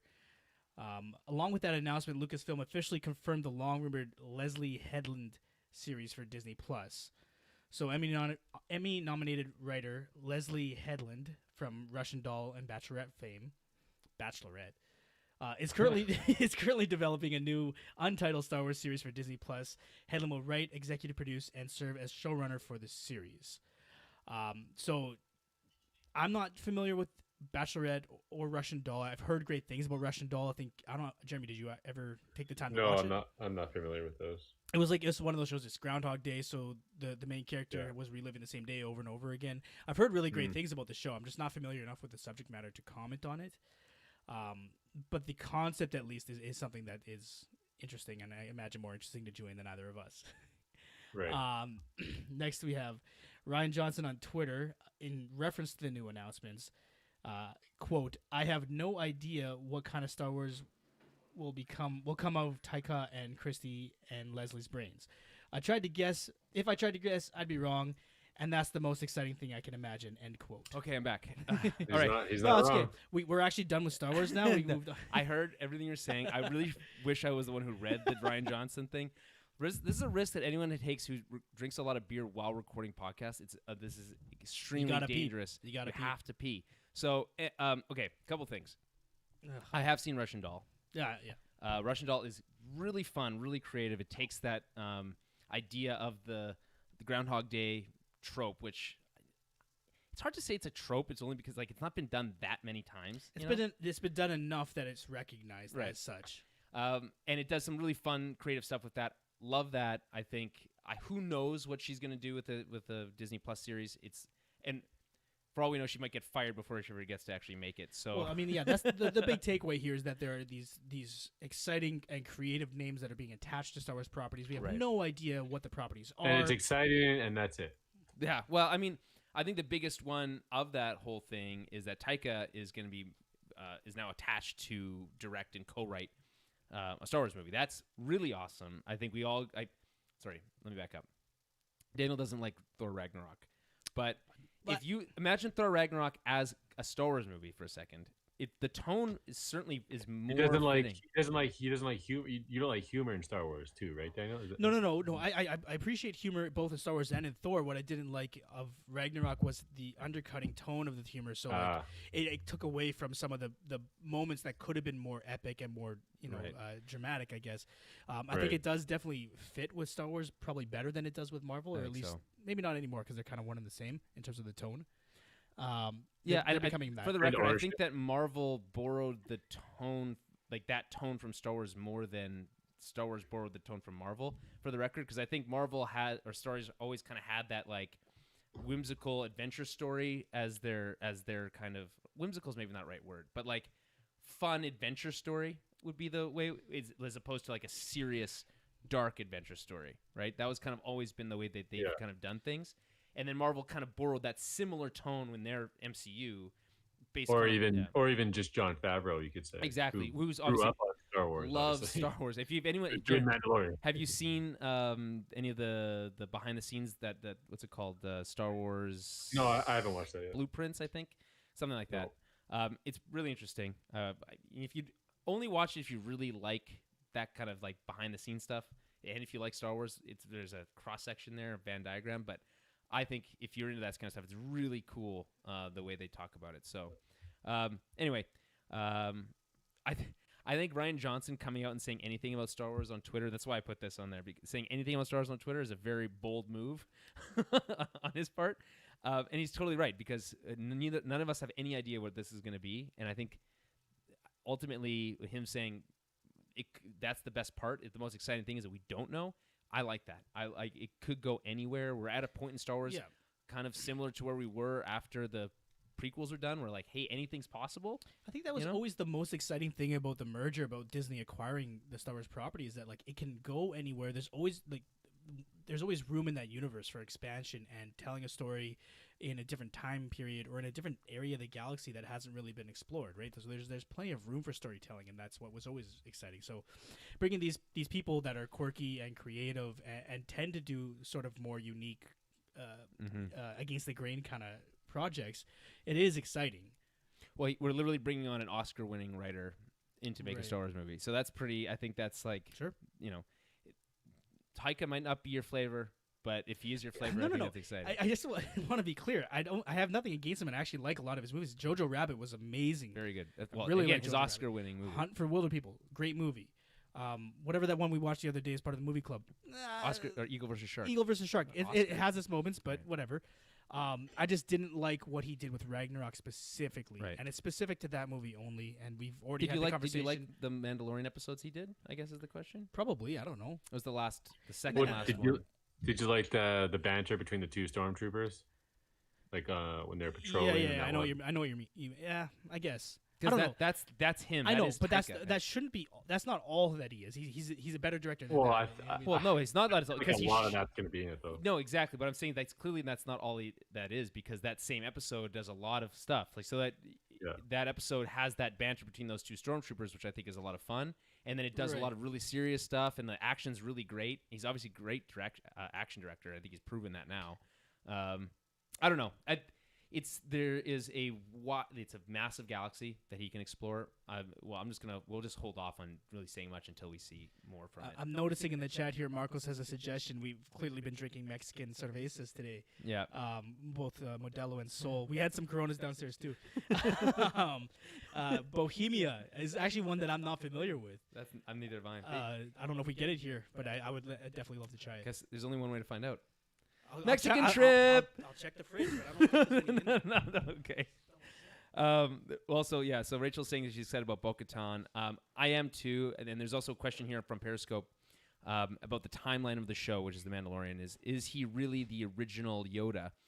The answer is no, it's not the original Yoda. And there's a lot of hints. Well, from the timeline perspective, it can't be, because it's after Yoda dies in the timeline. But the thought is that it's a clone of Yoda. There's a lot of evidence that backs this up, that this is a clone of Yoda. There's a doctor something, I don't remember his name, in the first episode of the show, the first and second episode, I think, has an insignia on his shoulder that's the same insignia as the cloners wore on Kamino. This would not be surprising that there would be some sort of Imperial. It's actually surprising that there aren't more clones in the Star Wars universe. Like, there's just clones of the one Mandalorian dude. Well, I think there's other clones that just, like, it's very expensive, I think, is the idea to do. It's not like a easily understood or like the Kaminoans are the best at it. So like anyone else who's doing it's not going to be very good at it. And correct me if I'm wrong, but they were kind of wiped out after that. Like Vader or somebody went and destroyed the facility. I don't know the exact I don't know for sure. So Camino exists in like the further parts of the galaxy, is kind of separate from the rest of what's going on. There's that throwaway line in, was it The Last Jedi? Was The Last Jedi, or was it? I don't remember which one it was now. It might have been episode 7 or episode 8, where they were saying that we should have gone with clones. They're basically talking about their stormtroopers. Yeah. So I mean, the technology still exists. The idea here, I think, is that this is a clone of Yoda. It's very sensitive, very important to the remnants of the Empire are at this time, because the Empire is mostly on the run. We don't know exactly when the Mandalorian is taking place, but we have a general understanding. It's after the events of Return of the Jedi, before the events of Episode 7, somewhere in between. It's something has happened to the Mandalorians. We don't know when that happened. There is a great purge of some kind. This is what kind of brings in the Darksaber at the end of the season 1. It's very, by the way, there's an actual physical prop for the Darksaber, which is very cool, that I would like to see. But this is what brings in Bo-Katan and Moff Gideon. Rachel's saying she wants to see her throw down throw down. Great, good word. With Moff Gideon, who has the Darksaber. There's a lot going on. So the clones kind of tie into, again, the cloning ties into the Yoda stuff, which ties into the Boba Fett stuff, because he's a clone, right? Technically. Yep. Which ties into the Mandalorian stuff, and the Darksaber and Moff Gideon, and then which comes right back around to the actual main character of the Mandalorian, and then also back around again to Bo-Katan. It's like it's so when people are saying there's too many characters, where does Ahsoka fit? I don't know, but it's exciting to say the least. Did you mention the Hayden Christensen thing when I was in the bathroom? We must have missed it. Yeah, we must have. Hayden Christensen's also presumably in talks to return as Anakin Skywalker. And I think that's obviously as a Force ghost of some sort, right? Or a flashback. As a flashback, I think it lends credence to the Obi-Wan series, maybe kind of like a live journal of Obi-Wan's or the idea that Ahsoka is gonna be back, right? Right, but like, so if as a Force ghost, Ahsoka communing with Anakin would be very cool. Now that he's come full circle, right? Like super he's gone all the way to the dark side and back again. Right. I don't know the details, but I think if anyone who's a fan of the Clone Wars would agree that I think any opportunity to see a live action Ahsoka and Anakin interact would be really interesting. The interesting part of that is that we've never actually seen Hayden Christensen or there's no version of live action Ahsoka interact ever. Right. So this would be like almost an entirely new take on the two characters, on that, like on specifically Ahsoka. And then her interaction, how she bounces off of Hayden, would be completely new, which I think would be interesting as well. So anyway, that's that. There's also some ratings for the Clone Wars. It was very popular. Is basically the takeaway. That's the takeaway. Well, it was the most in-demand show on any streaming service as of May 9th. Which was when it was ending, with over 139.9 million average daily expressions, which is not a great stat. But also, there's not a lot of like great data for this, so you have to kind of go like. So this is coming from a Parrot Analytics, which is an analytics firm. You have to kind of take the information with a bit of a grain of salt, but like they're trying to gauge what's popular on streaming services across all streaming services. Right. And it was, 2x or 3x more popular than the next. Not familiar with the term expression and what that quantifies to. And I tried to look it up and I couldn't figure it out. So I don't know exactly, but apparently Parrot Analytics is something that's respected in the medium. So I don't know. I'll take their word for it. Basically what I'm saying is there's a lot of rumors about a sequel or another animated series coming from Star Wars. It's going to happen because they have a whole animation studio. So they're going to be doing something. What that's going to be, and does it take on the Star Wars style? Is it still up in the air and all that kind of? Is it a sequel to Rebels? All that kind of stuff. Who knows? But clearly it's popular. I think so. It lends credence to that being. Yeah, I believe it. Yeah. Okay, so shifting gears from one galaxy to another, from one star thing to another star thing, from Star Wars to Star Trek. There is a new series has been announced. Anson Mount will return as Captain Pike in a or prequel to the original series and a spin-off of Discovery season 3, I think, that centers around the adventures of the Starship Enterprise before Kirk. So I don't know if you watched. Have you guys watched any of I've been Discovery? very disconnected from Star Wars or Star Trek rather.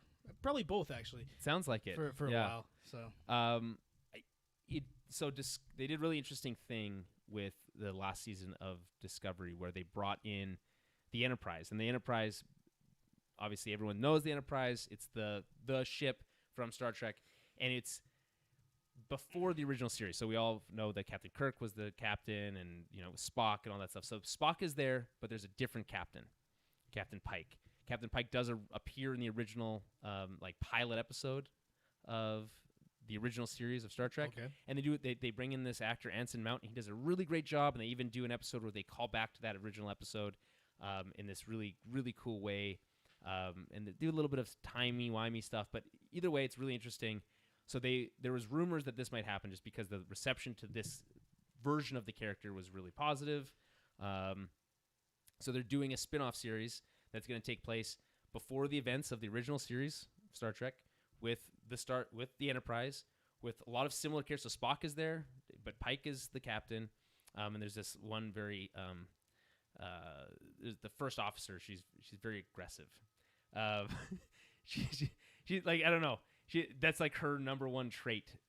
She's only appeared in one episode of the original series. Anyway, she's going to be back. This is really it's quite exciting actually. Star Trek is in a really interesting place where it's on CBS All Access. It's one of those kind of fringe VOD places where I don't know a lot of people are actually like subscribing. And if they're really, and to give them full credit, they're absolutely putting in the money to make these shows something like a destination type of place to go to. Like the special effects are next level good. Like they're feature quality. Yeah. Special effects for the ships and for everything is great. The creature designs, all that stuff. The storytelling is really on par. It's very modern storytelling that's different than the Monster of the Week, Planet of the Week type storytelling that was the original series in Star Trek: The Next Generation. It's very different. So there is a little bit of pushback from a certain group of Star Trek fans that's saying this isn't my Star Wars. I don't like it. Well, it's certainly not their Star Wars because it's Star Trek. Sorry. But I was gonna say, do you think that's too much a separation from what the original series was and what made it popular, what people liked about it, right? 'Cause to a degree, Star Trek back in the day was one of the first procedurals, right? Like it was just every day of the week you're going to a new planet and have some cool fun adventure, and there's some minor character development in between. I think it's just I think what it was a nature of the reality of storytelling at that time. It's not that they weren't capable of doing it, is that the framework of television at that time, and Jeremy, I think your dad was a huge Star Trek fan, if I'm not mistaken. Yeah, for sure. And that would have been Kirk in the original series would have been his prime. Right? Oh yeah, he loves it. So I think the nature of storytelling at that time was that you have to stay within fit within a box if you want to be on television, right? Ratings are very popular, very important. So it's they couldn't do more serialized storytelling. And then, and that was true across almost all of television. Sitcoms were that way. Procedurals were that way. There was almost no serialized storytelling at all at that time on television because you wanted shows to reach syndication. And then who knows what the order that the shows would come out on. So you didn't want someone being able to tune in for a back-to-back of a part 2 and then that second part not come. So you wouldn't even do those types of things. So the reality is that television storytelling's changed so much. We're basically telling long-form storytelling in small bits now, right? Sure, yeah. And it's working. I think it's great. I think most people would agree it's great. I think there's certain groups, certain storytellers that haven't adapted as well, that are really trying to tell an 8-hour movie over 8 separate hours. Doesn't necessarily always translate as well. I think there's still a balance, but. Star Trek, coming back to the original thing, has kind of embraced that with Discovery. Also, again, same thing with Picard, and also again, I guess now it's hard to say with exactly what route they're going to be taking with this kind of Enterprise show. they have the opportunity to do a very, very traditional Star Trek show, right? You just have you have the Discovery's now thrown into the future, something thousands of years into the future. So whatever that's next season is going to be completely disconnected from that. Okay. And then you have the Enterprise on a direct trajectory to eventually when Kirk takes over. You could very much do a very traditional Star Trek show with that if you wanted to, but that's not what they've been doing because that's not what television is right now, and I don't think it makes sense to even do that necessarily on a streaming service. It's hard to say. I mean, if every other show is doing one thing, it might be worthwhile to do the other thing, right? What's the Star Trek not parody but homage show from Family Guy guy Seth MacFarlane? Oh, it's like Space Force or something like that. Anyway, it's the name of the ship. Yeah. Yeah. I want to call it the Ozark. That's not what it is. It's something like that. Anyway, that's apparently there's a lot of clamor in a very similar way to some of that stuff we've heard about the Zack Snyder cut and the Last Jedi stuff, saying that show is really what Star Trek should be, and they're really want that. Again, a vocal minority really pushing for that. Again, I don't necessarily think that trying to replicate what was popular 20, 30 years ago is going to work now. Storytelling moves ahead. You have to. It's okay. We're gonna do that. We're gonna move ahead with storytelling because if you try to fit new storytelling into an old framework, it might not work. But you have to remember, basically everything in the Star Trek universe is created with a replicator. So that's a good point. Yeah, and we can move on now. Okay. So that's there's also a little bit of news from the DC CW universe. There's a Superman and Lois series. I just want to get a little bit of take from you guys. So the Superman and Lois series is coming out in 2021. That's obviously a bit of an homage to the Lois and Clark series from the 90s. Dean Cain. Right. And then there's also the news that Ruby Rose, who plays Batwoman, but she's also of Orange is the New Black fame, right? Has left the show after one season, and now they're looking to recast the lead. Too bad. I mean, I don't know. I haven't watched Batwoman, but I heard she was good. She was a good fit for the role. There's not a lot of. They didn't really clarify why she left the show. A little bit of rumors that she wasn't really interested in doing a lot of that outside work, going to conventions and all that kind of stuff. It's a lot, that's being a lot of work of being a scheduling stuff. Anyway, with all that being said, I want to get what your take, guys, is on what you think of the DC CW universe is now. How do you feel about it? What are your do you care at all? If you do, how much? Where did you fall off if you don't? That kind of thing. Jeremy? Yeah, I think that's directed to Jeremy. I still don't care. I like the Titans. I'm basically only into that show in terms of DC property on TV, and then Stargirl I think just premiered, which I haven't tuned into yet, but I've been talking loads about that for a while now, so I'm excited to get into that. And then the Jeff Johns produced show, produced and written, I think. Heavily involved for sure. Joel McHale is in it. Luke. What's his name? One of the Luke. Owen Wilson. No, Luke Wilson is in it. One of the Wilsons. And that show's eventually going to include the JSA, right? Well, so they're already kind of in it. I guess they do flashbacks or whatever. But I guess there's some sort of a new generation kind of attached to Stargirl who are taking on those powers or mantle for a little bit. But I think they show the original. Okay. Every now and My then. understanding is that the original JSA is the JSA from the CW universe that they talked to or have interacted with in some of the time travel things that they've done. So that's kind of tangentially related. It's all tangential. It's all slightly related because in the that last big crossover, because I think and here's how I feel about it, because it does feel very comic booky in the sense there's a lot of new series coming and starting and ending, and things are changing and new creators come on, and it's it's kind of fun to pay attention to it like that. Not so much as like you have to watch every week, but like there's always new jumping on points. Kind of like a new comic book, like or a new something. comic book, and they very much play into that. It feels that way, a little bit cheesy sometimes, a little over the top sometimes. The effects aren't always great, but you know, ultimately the heart's in the right place. But like they kind of, I feel like they kind of peaked. We got one of these like they did the Crisis on Infinite Earths or whatever they're cross. I think that's what it was. Most recently, one, right? Yeah, and then that kind of. It had a crossover with the Flash from Justice League. There was some nods to the Green Lantern movie in there. There was some nods to the Titans.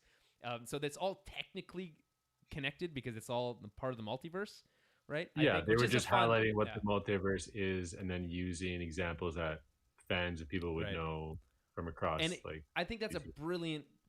By the way, we were saying this a long time ago. As soon as they brought Flash in, I think Jeremy. Yeah, we were saying let's just even Jeff Johns was talking about that, how he would love to do a crossover with Titans and the other properties. Exactly, it's such a fun idea, and feels very much kind of core to DC. It's very different and separate from what Marvel does. You know, Marvel has its own multiverse. There's 616 is like the main one. Sure, but like there's a fun kind of just naturally accepted thing of the DC universe is that the multiverse is important and it plays a large role. Yeah, I just think from like in terms of like consuming all of these different shows, like I fully support this and I think it's a great idea, but it's the same as like with comic books. Like to a degree, you can't follow every single issue of every single run, and you can't watch every single episode of every single show. I agree. So I kind of just fell off in like Flash season 2. I think. And that's fair. I think we're glossing over the fact that there's a Superman show. There's going to be a Superman show.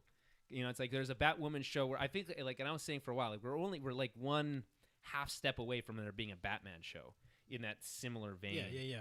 So, would we feel as dismissive if I had said, "Hey, there's a Batman show being announced for CW coming to 21"? Would you be as like meh about it, or would you be probably more excited? not? Like probably not. To be honest, I think I'd be much more excited about Batman than Superman and Lois Lane. But that's just me. Right, and that's fine. I just think that's.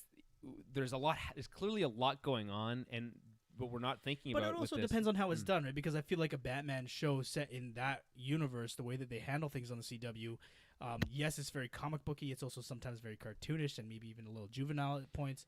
I don't know if I would like that version of Batman. I think personally, it would fall somewhere between the Batman 66 stuff and like the Batman the Animated Series stuff, and I think it would fall closer to the Batman the Animated Series, which is essentially a kids show with some darker tones. Well, and then you have to ask, like, how actually connected is Titans, right? Is that Batman the real Batman of that universe? No, they're in a different universe. Because that's multiverse stuff, so right? They're in a multiverse. Yeah. So they've actually so in one it's funny you bring that up. The Batman of one of their universes. So in the CW stuff, they did the multiverse thing and they did Infinite Earths. So one of that Infinite Earths thing was. Kevin Conroy was he was a live action version of Batman. Right. That they did. And he was kind of like jaded and like was this whole thing, but it was fun to do that. So there's really no like anything's possible. It's comic books. Yeah. We're at the point with this CW stuff where it's like we can do anything. We can do anything because we can explain it in any way. And I don't know how they'll explain away the main character of a show being recast. But with the Flash and everything that he can do, it's pretty easy to just be like there. He accidentally went and he went back to meet his mom and something happened and then now everything's the same except now Ruby Rose is a different person. Yeah. It's a little whole butterfly effect. Exactly. So, I just think I will pay attention when there's like kind of bigger events or there's like I know there's like the whole thing when Arrow kind of was coming to inclusion. And Arrow is so interesting because it started the whole thing. You know. It was like it was so different from when it started. When it started, it was very much like, hey, let's do the Dark Knight, but with Green Arrow, which is a crazy idea. And then they it evolved. And they brought the Flash in, and then it's so different now. I think it's great. I honestly think it's probably a gateway for a lot of new people into DC stuff. The more people who get to experience and have play around with these characters, the better. I think it's awesome. You get people like Kevin Smith gets to play around in that world every once in a while too. Like he did a really great episode in Flash season 2, I think, where with his mom and Reverse Flash. These things, if it's hard. It's the same thing with comic books. It's where do you get in? Where do you start? Right? There's the time commitment of watching all these episodes of all these different shows is a lot, but it's not even just the time commitment. It's that, like, even with comic books and with these shows, there are going to be episodes and issues that aren't good, that aren't things that you enjoy doing, that kind of feel like a chore almost to get through. And then eventually later they'll reference, and you'll be like, man, I wish I knew what was and going like on. if there's too many of those in sequence, you might just drop off, or if it just feels like the direction is not something you're interested in, you'll and drop that's fine. off. And I think one of the more powerful things they can do is bring in more creators like Kevin Smith or people like that to like give it a different flavor and tone, kind of like how you go through different creators and different comic series. I think that'd be fun. The other kind of angle to this, which is new, is HBO Max. HBO Max is the Warner Brothers streaming service. As basically, it's complicated because there's the DC Universe streaming service, where the Titans exist. There's HBO Max, which, if I'm a betting man, I would bet money that those two will be merged in the near future. I think that's already in the plan. It only makes sense. Yeah. I don't think it's been announced, but I think that there would be. Pretty sure that's what's happening. That would make sense, absolutely, and that you would just bring all that into together. You wouldn't separate that and pay $10. It just wouldn't. It does make sense. It's like bring it all together. Have like Disney Plus have like a DC section. You go there. It has all the stuff. I think one of the coolest things that's happening with television with DC right now is outside of CW, right? Is like you said, it's like Titans, which we all can agree the second season was the whole series is hit and miss at certain points. It's got highs and lows. Swamp Thing was canceled, but I understand was pretty good. There's the Aquaman show we talked about. There's also the Harley Quinn series, which I know that has been kind of divisive a little bit, but I think from the stuff I've seen is honestly hilarious. Like a really fresh and fun take on like the Batman universe. I saw a clip apparently the other day that she meets Darkseid. I don't know. Again, like it's really crazy and over the top. It just feels like one of those fun like Deadpool comics, like you mentioned before. It's not connected to anything larger, and that's fine. It's just like a really fun, exciting way to explore these characters, and they're clearly willing to do that. Right? They're into like the second season of Harley Quinn. Like that's crazy. Jeremy, I don't know if you've seen any of it. Yeah. You have or you haven't? No, I haven't watched it. I honestly think it would be worth it. Like they got Bader. I don't remember his first name. Diedrich Bader, who voiced a Batman in Batman Brave and the Bold. So that show very much aimed towards younger audience, but did some like really crazy stuff, like played around with some of those more obscure Batman characters. The most obscure. Yeah. But had this like very like old school, almost Batman 66-esque Batman, but not quite that far. And it definitely had. It was very campy, like deliberately so. Like there was a lot of tongue-in-cheek humor within the show. So they're doing a lot of that, but the humor in Harley Quinn is much more mature, right? Sure. And they've got Diedrich Bader back doing Batman again, and it's like he's doing a very similar Batman in a very serious world. So it's a very I'm not serious, but like a very like mature world. So I think it's a really great balance. I downloaded the first season on iTunes. I'm gonna watch that. It's gonna be a lot of fun. I honestly, I'm very excited to see it. Like Harley Quinn, I think we've all agreed is like they've maybe leaned a little too hard into Harley Quinn at DC. I don't know, maybe you guys disagree, but I don't think that like inherently there's anything wrong with that as long as it's good, as long as the content's good. So I'm gonna give it a shot. We'll see what happens. Jeremy, what do you think about do you think they're using too much Harley Quinn these days? I guess so, but it's super popular, so it's in demand, I guess. Is Daniel's same critique with Batman stuff? Well, no, it's the same. It's the same as with Deadpool. Is like a little goes a long way, and like the character's purpose is to kind of call out the fallacies within the universe, right? So that can be fun for sure. Dip your toe in. But it gets to a point where if it does undercut, and again, I feel like I'm repeating myself here with the Ragnarok thing. Okay. But if it gets to the point that it undercuts the larger dramatic efforts, I'm not on board personally. Well, what if that's the purpose? That show is separate. Right. I'm just saying if the emphasis is on including Harley Quinn, a version of Harley Quinn in every property. or project. You haven't even seen the I haven't seen the latest movie either. No, I haven't. Which is essentially a Harley Quinn movie, of course, for all intents and purposes. It might as well just be called and just to be clear, like I have nothing. I actually enjoy Harley Quinn's character thus far. I can see that it's becoming so Deadpool-esque and so ubiquitous in DC stuff that that could be a thing in the future. The Deadpool-esque thing does bug me a little bit because that was never a part of her original. Breaking the fourth wall should not be a part of Harley Quinn. I don't think should be a part of Harley Quinn's character. You can do any creator can do anything they want. It's fine. I just think that would be in. It doesn't feel. Even that doesn't. I guess it has to be in the right context because. I guess a psychologist who's gone completely insane might be able to be a character that breaks the fourth wall. She's the best version of that character for sure. Right? So that's fine. But like it doesn't work in everything, right? Like if that happened, like you said, if that was in like the Justice League movie, it wouldn't work, right? It has to be used properly. And I think that's exactly the same with Deadpool. And luckily we haven't had that necessarily that issue. The only time we ever see that is when it's easy to use Deadpool, like in animated movies, an animated series. Where he's more easily available, where it can kind of undercut that stuff. But I don't think we're at that point with Harley Quinn yet. I hope, anyway. I don't think. I honestly think that Birds of Prey was, though not a great movie, was totally fine. A fun Harley Quinn movie for sure. I think Black Mask was really great. So Obi-Wan. But like that's not why he was great. That's part of it. That's not why. Honestly, it's not why. I like Ewan McGregor as an actor. I think he does like this. He goes to a place that is so far away from Obi-Wan that it's like, it'd be dumb to even say like to make that comparison. I just like do that because you know that I'm a big Star Wars fan. So yeah. Anyway. So yeah, there's a lot going on with DC all over the place. It's very much in a state of like kind of.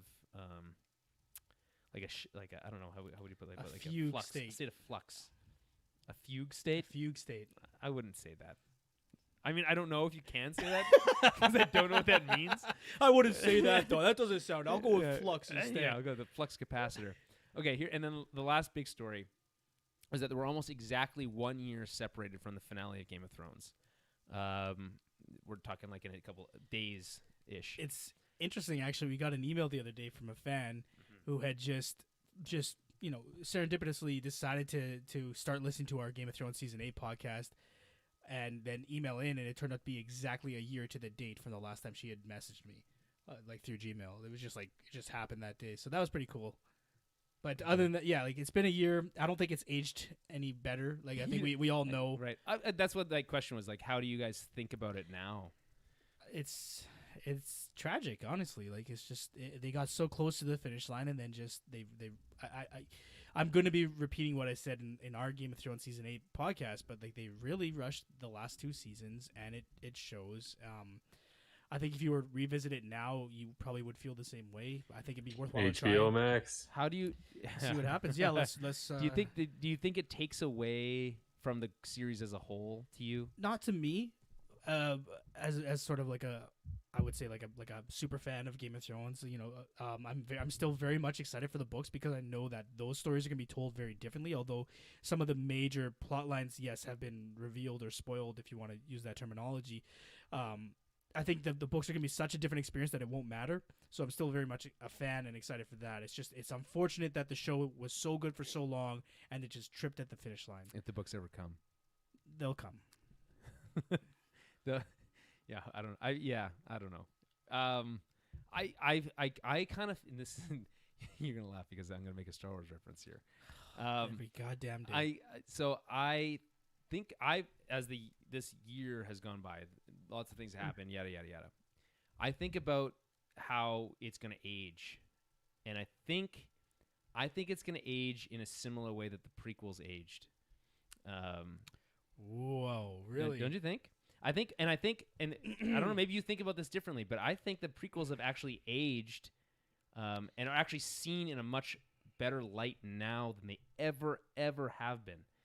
So the difference is, I bet you, if you were to ask somebody, maybe from a generation above us, like the people who first experienced Star Wars in the theater in 1977, and then through the 80s, what Star Wars meant to them, those are the people that the prequel episodes 1, 2, and 3 were such a travesty to. right? Do you think? But what I'm saying is, so now that we're 15 years removed from that, do you think that those same people feel that same way? I think they've come around a bit, but I think a part of that is that there's been some supplemental material that's maybe helped them. For some, but I think a lot of them dropped off, and I think a lot of them don't care about new Star Wars as well either, right? But I don't know that it's going to be an exact 1-to-1. I think those are prequels, and this is the end of a series. That's a huge factor, right? Yeah, no, absolutely. So there's a pre-framing. I think that to any of these types of things, I think that over time the edges are kind of smoothed over. Sure, anything, yeah. So I think, you ask us again in 15 years, how do we feel about it? We might say, hey, I think it could have been better, but there might have been, and there have been a bunch of supplemental material that's come out that's kind of filled those gaps in, whether it's the new books that kind of give you a different perspective, or some sort of spin-off series, whatever it might be, or even just people saying, hey, I've got this take, and this is something that I've seen really interesting recently, specifically with the prequels, with that kind of Mandalorian behind the scenes stuff. So there's the very first episode that talks to is a discussion with the directors, and so Dave Filoni's there, who's the Clone Wars guy, right? Sure. He worked very closely with George Lucas, so that he's got like a very tight connection with how George saw that series. So he has this kind of monologue, and it basically caps that episode. He has this monologue that I don't know lasts maybe 5-6 minutes, talking about episode 1, which is largely considered to be was when it came out was critically panned, was largely considered to be terrible at the time, right? I think most people consider probably episode 2 to be the worst now, but it's people don't look kindly, I think, on episode 1 overall. Sure. But maybe it's improved over time. So there's this monologue from Dave Filoni talking about the Phantom Menace, specifically that title and what that means, and then also that final fight, the Duel of the Fates, and what that name means again, but then also how that frames the rest of the series. So there's that, and people are like, by the way, all the directors there who were like, what, like they basically sat speechless while he was saying this, and like, wow, that's really cool. And then it's been like rebroadcast a bunch of times, and like how he reframed certain things of that particular sequence that kind of gave it a lot of really interesting context, right? Not necessarily saying that there's an easy way to do that for Game of Thrones final season, but what I am saying is that if you give anything long enough time, there's going to be someone who is connected to the people who are making that series, making a spin-off series, talking about how those moments in how they were portrayed in a particular way influenced certain things that give you new perspectives, and ultimately say, okay, yes, no, it wasn't perfect, right? But if you look at it from this perspective, right, it gives it a kind of a softer light. It's less harsh. I suppose. I think that they're very different beasts. I get where you're coming from, but I can't imagine it being the exact same. Realistically, the books are going to rewrite and correct the story. You say that, but you actually don't know how that's going to go. You use that, and like I worry about that only because if that doesn't happen that way, you're going to be so disappointed. Right? What's given me now is I have a very general idea of where each character's story is going to end. Largely, right? Like I know what's happening with Jon and Daenerys. I can't imagine the books are going to be too different in terms of like the general plot line, but I can guarantee all the nuances and everything in between is going to be so much different to make it so much more satisfying. I'm trying to avoid talking about right. Yeah, don't spoil anything. It's still a year, and like especially at the very whatever end it of is, the what it series, is, yeah. right? But like, yeah. I can see these same events happening and occurring in the books, but there's gonna be so much more in between that it'll be so much more worthwhile. It'll have a better payoff.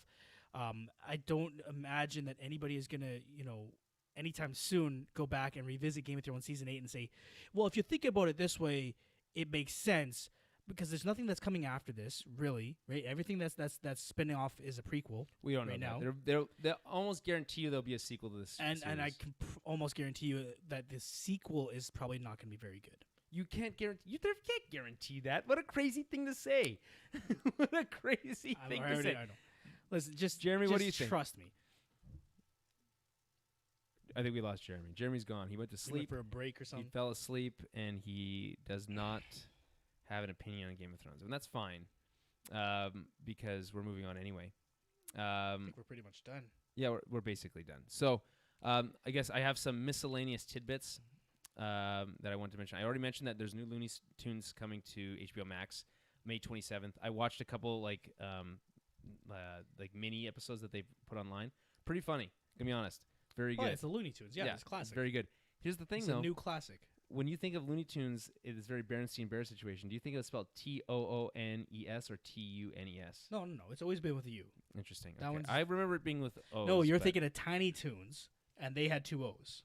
Well, why would they change that? That makes no sense. I don't know. Anyway, it doesn't matter. So that's coming. Check that out. There's a Goosebumps live action show, TV show in the works. That's pretty cool. If you're into that thing, they gave me nightmares when I was a kid. Ridley Scott's Gladiator turns 20.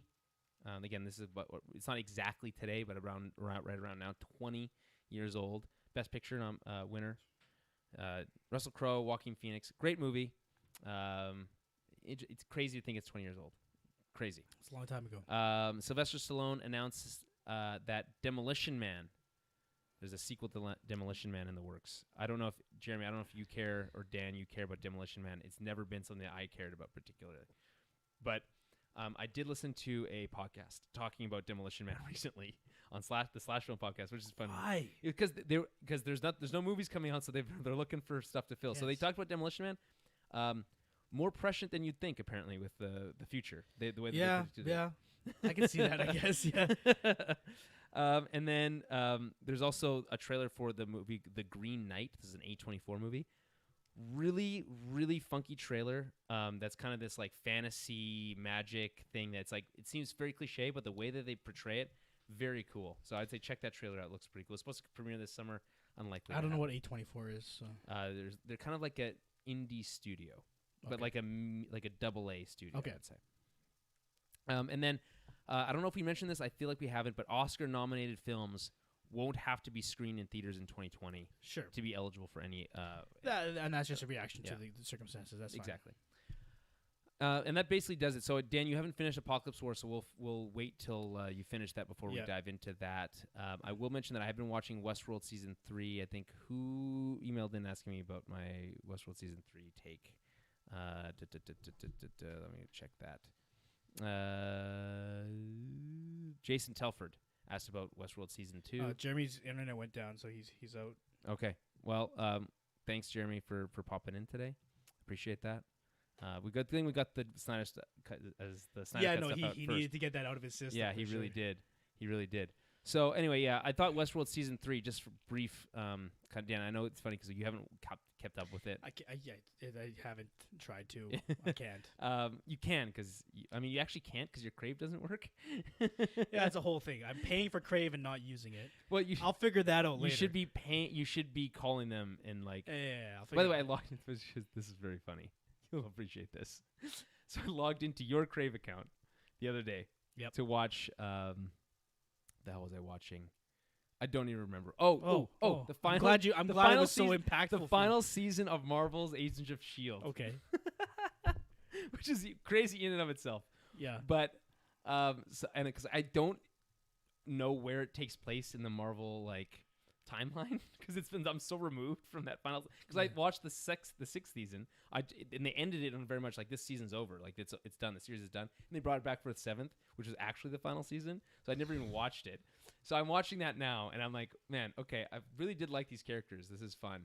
But I logged in and the first thing I got was, hey, we'd like you to respond to a survey about Crave. So it would tell them about my experience. Here's what's crazy. So I did actually. So I filled it out. One of the questions that particularly stood out to you was, okay, so one of them was, where do you watch it? Is it on your laptop, on whatever type of device it was? And then it says, where would you like to watch it? And it said LG Smart TVs and the PlayStation 3 and then our PlayStation 4 and other were the three answers, which are the only other mediums that I have to watch it. It's not available on my smart television. It's not available on the PlayStation 4. We don't have an Xbox But when One. you select other, does it give you like a text box so you can input where you you can put anything. Like on the moon. No. So I put other, and I said PlayStation 4 and the LG Smart TV, and I put 4 exclamation marks underneath it. And what I didn't even touch on this was the fact that like why don't you have 4K or even 1080p? Crazy. Sure. What or a crazy PlayStation idea. app, right? Or it's like, so anyway. So I thought that was very funny. And then I thought It's hilarious, yeah. And then I also there was like one is like, is there any other issues? Yeah, we can't log in. Yeah. Like is another Yeah. one. So apparently they're aware of those issues because that was Well, we'll see what happens. I don't know. I just thought that was particularly funny. So anyway, that's where I watched Westworld season 3, and I think it's fun because I think it's exploring this idea of like the large idea of AI and like what does that mean? What does it mean to have a soul, or and what does consciousness mean, and are we really any different than robots and all that, like all those kind of like larger sci-fi like tropes and concepts. You know what I mean?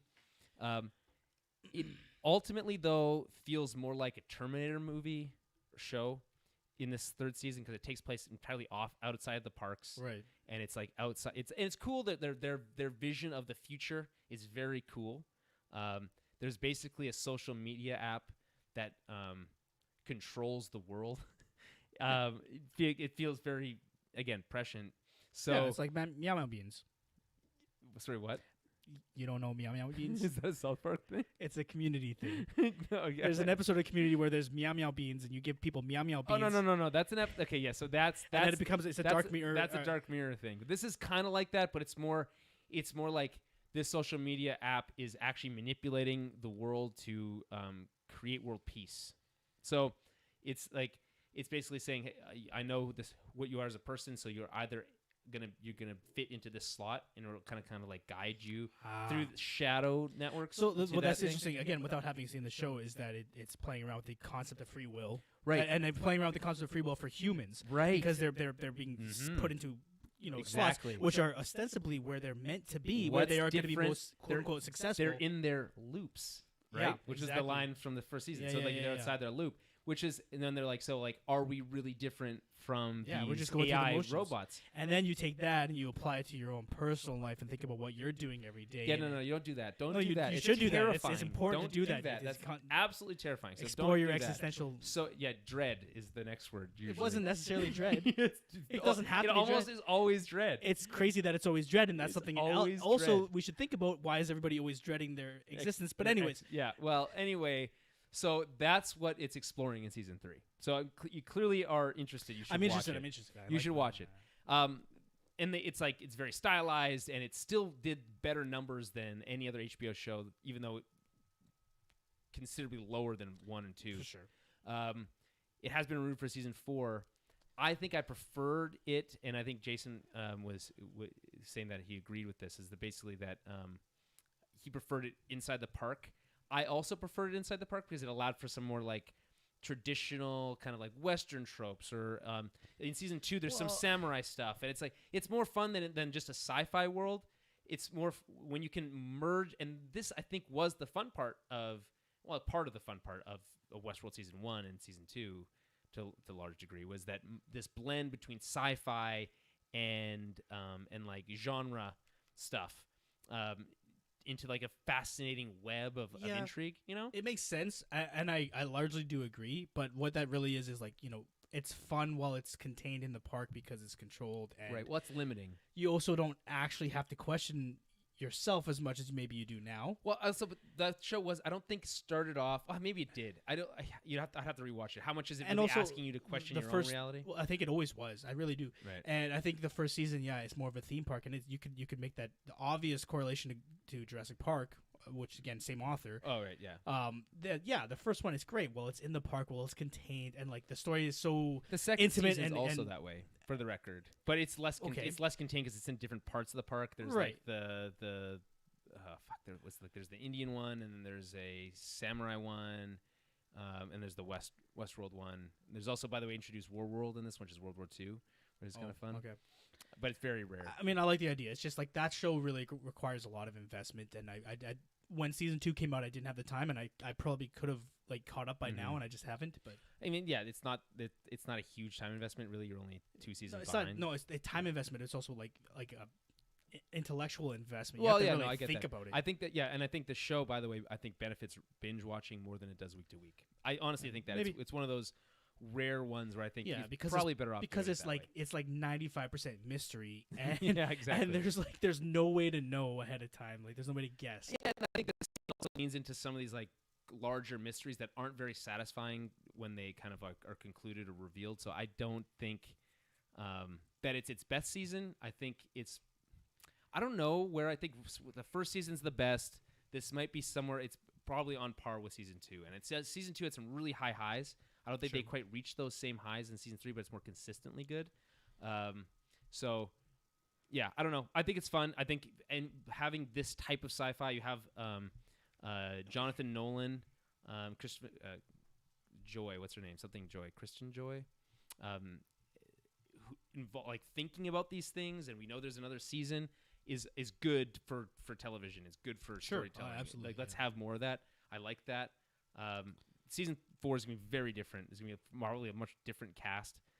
I think that's exciting. They kind of set it up for season 4 in a very like, imagine if there was a sequel to Fight Club. So yeah, something about that.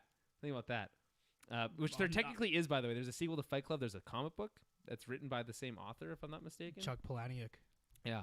So that's neither here nor there. But the finale for season 3 is very finale of Fight Club. So take that what you will.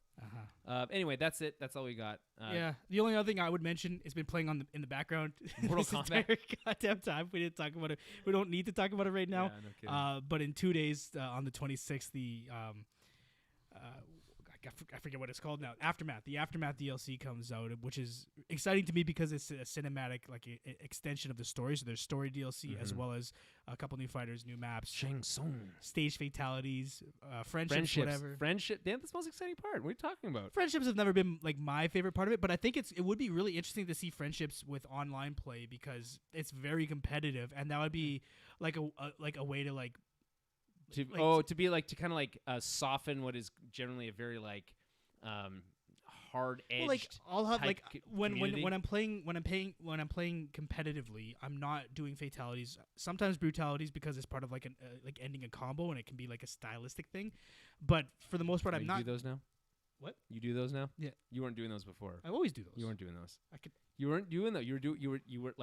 You were fighting people online, and you weren't using one of your abilities for some reason because you thought it was cheap. Oh, I don't use the X-rays. That's what you're referencing. I don't use the X-rays because it's not that it's cheap. It's just like it feels like a.